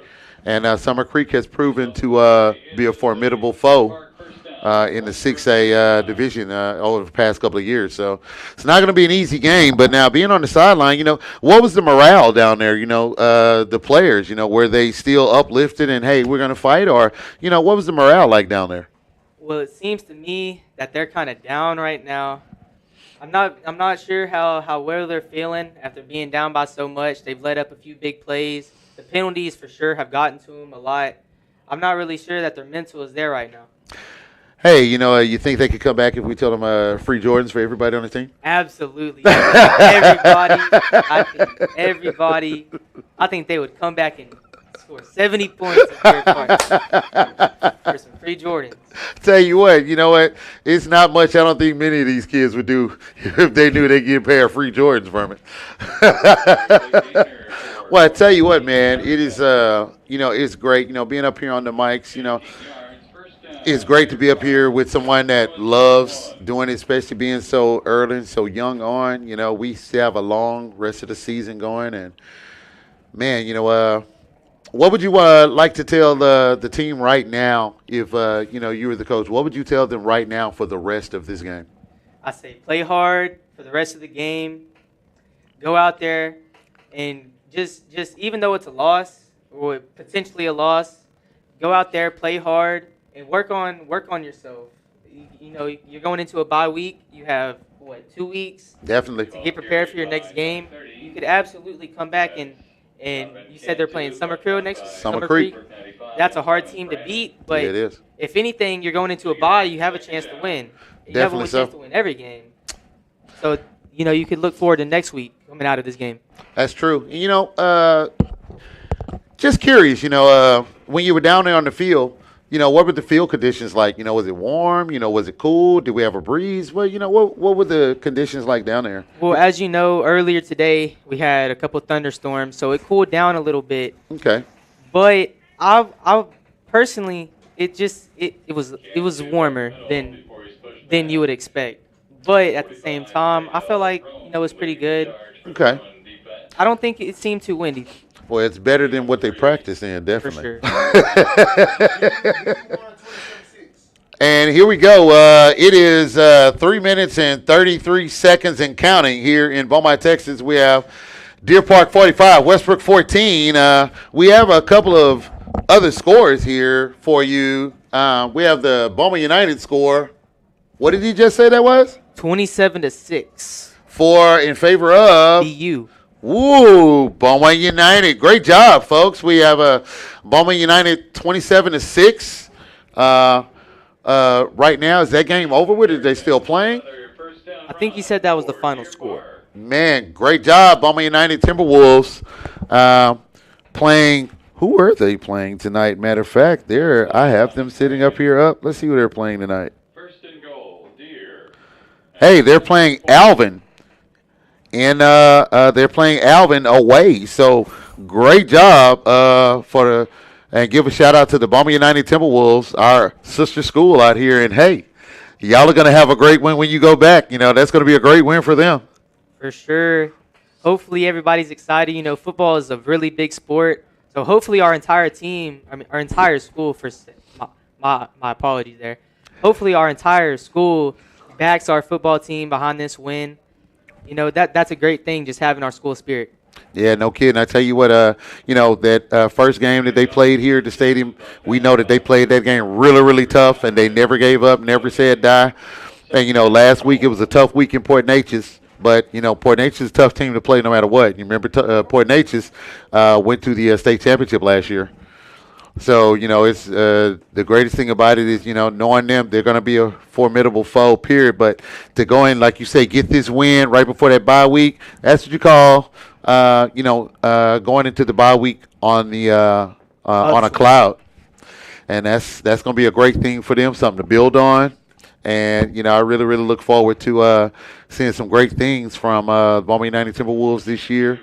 And, they're really, really fighting really hard. Hey, we got some scores there, it sounds like here. Are you sitting down? Who? Kuntz versus Everdale. Are you sitting down? Kuntz and Everdale. What do we have? Kuntz 76, Everdale 20. Oh, my gosh. We have score update here. We have Kuntz and Everdale. We have Kuntz. And this is football, folks. 76, Everdale 20. Oh, wow. That is a score for the ages here. We have here also West Orange Stark Mustangs and Port Neches Groves Indians 2020 with 29 seconds remaining in the fourth quarter. Bruins. Heck of a game right there. Now, we all know West Orange Stark is always tough. We just talked about Port Neches. So that's a great game. Bridge City. Ooh, in the fourth quarter with 1 minute and 27 seconds remaining, you have Bridge City Cardinals 23, Little Cypress Mauriceville 22. Game for sure. Oh, man, that's a tough game there. Ooh, sounds like it's been a tough night for the Vita Pirates. We have Vita Pirates right now in the third quarter. Score, actually, not a tough night for Vita. It's been a great night for Vita. Vita Pirates 41, Brazos Sport 0. Blowout. In the third quarter there, folks. So some scores. If you have any other scores, send them to us for tonight. But how much time do we have remaining in the game here? We have 47.9 seconds remaining in the game. And our score here is Deer Park 45, Westbrook 14. And we see they're going to kneel it, which is a great show of sportsmanship right here to not get anyone hurt, trying to drive it in and, just understand the game is in hand. No sense in keeping on going. They're still kids and, it's great sportsmanship here by the coaches from Deer Park. And as the clock winds down, we have the final knee of the game. The players will meet at the 50-yard line. Are they going to run the clock? Okay, now the clock is running. And your final score here from Beaumont, Texas, while the clock runs down, will be Deer Park 45, Westbrook 14. And, man, it's great to have you up here in the booth, and I hope it's not the last time. You know, one of our cameramen, you know, you get a chance to see all the inner workings. You will be back next time we come, huh? Yes, sir. Thank you for having me. I'm excited that I got to join you, even if it was late in the fourth quarter.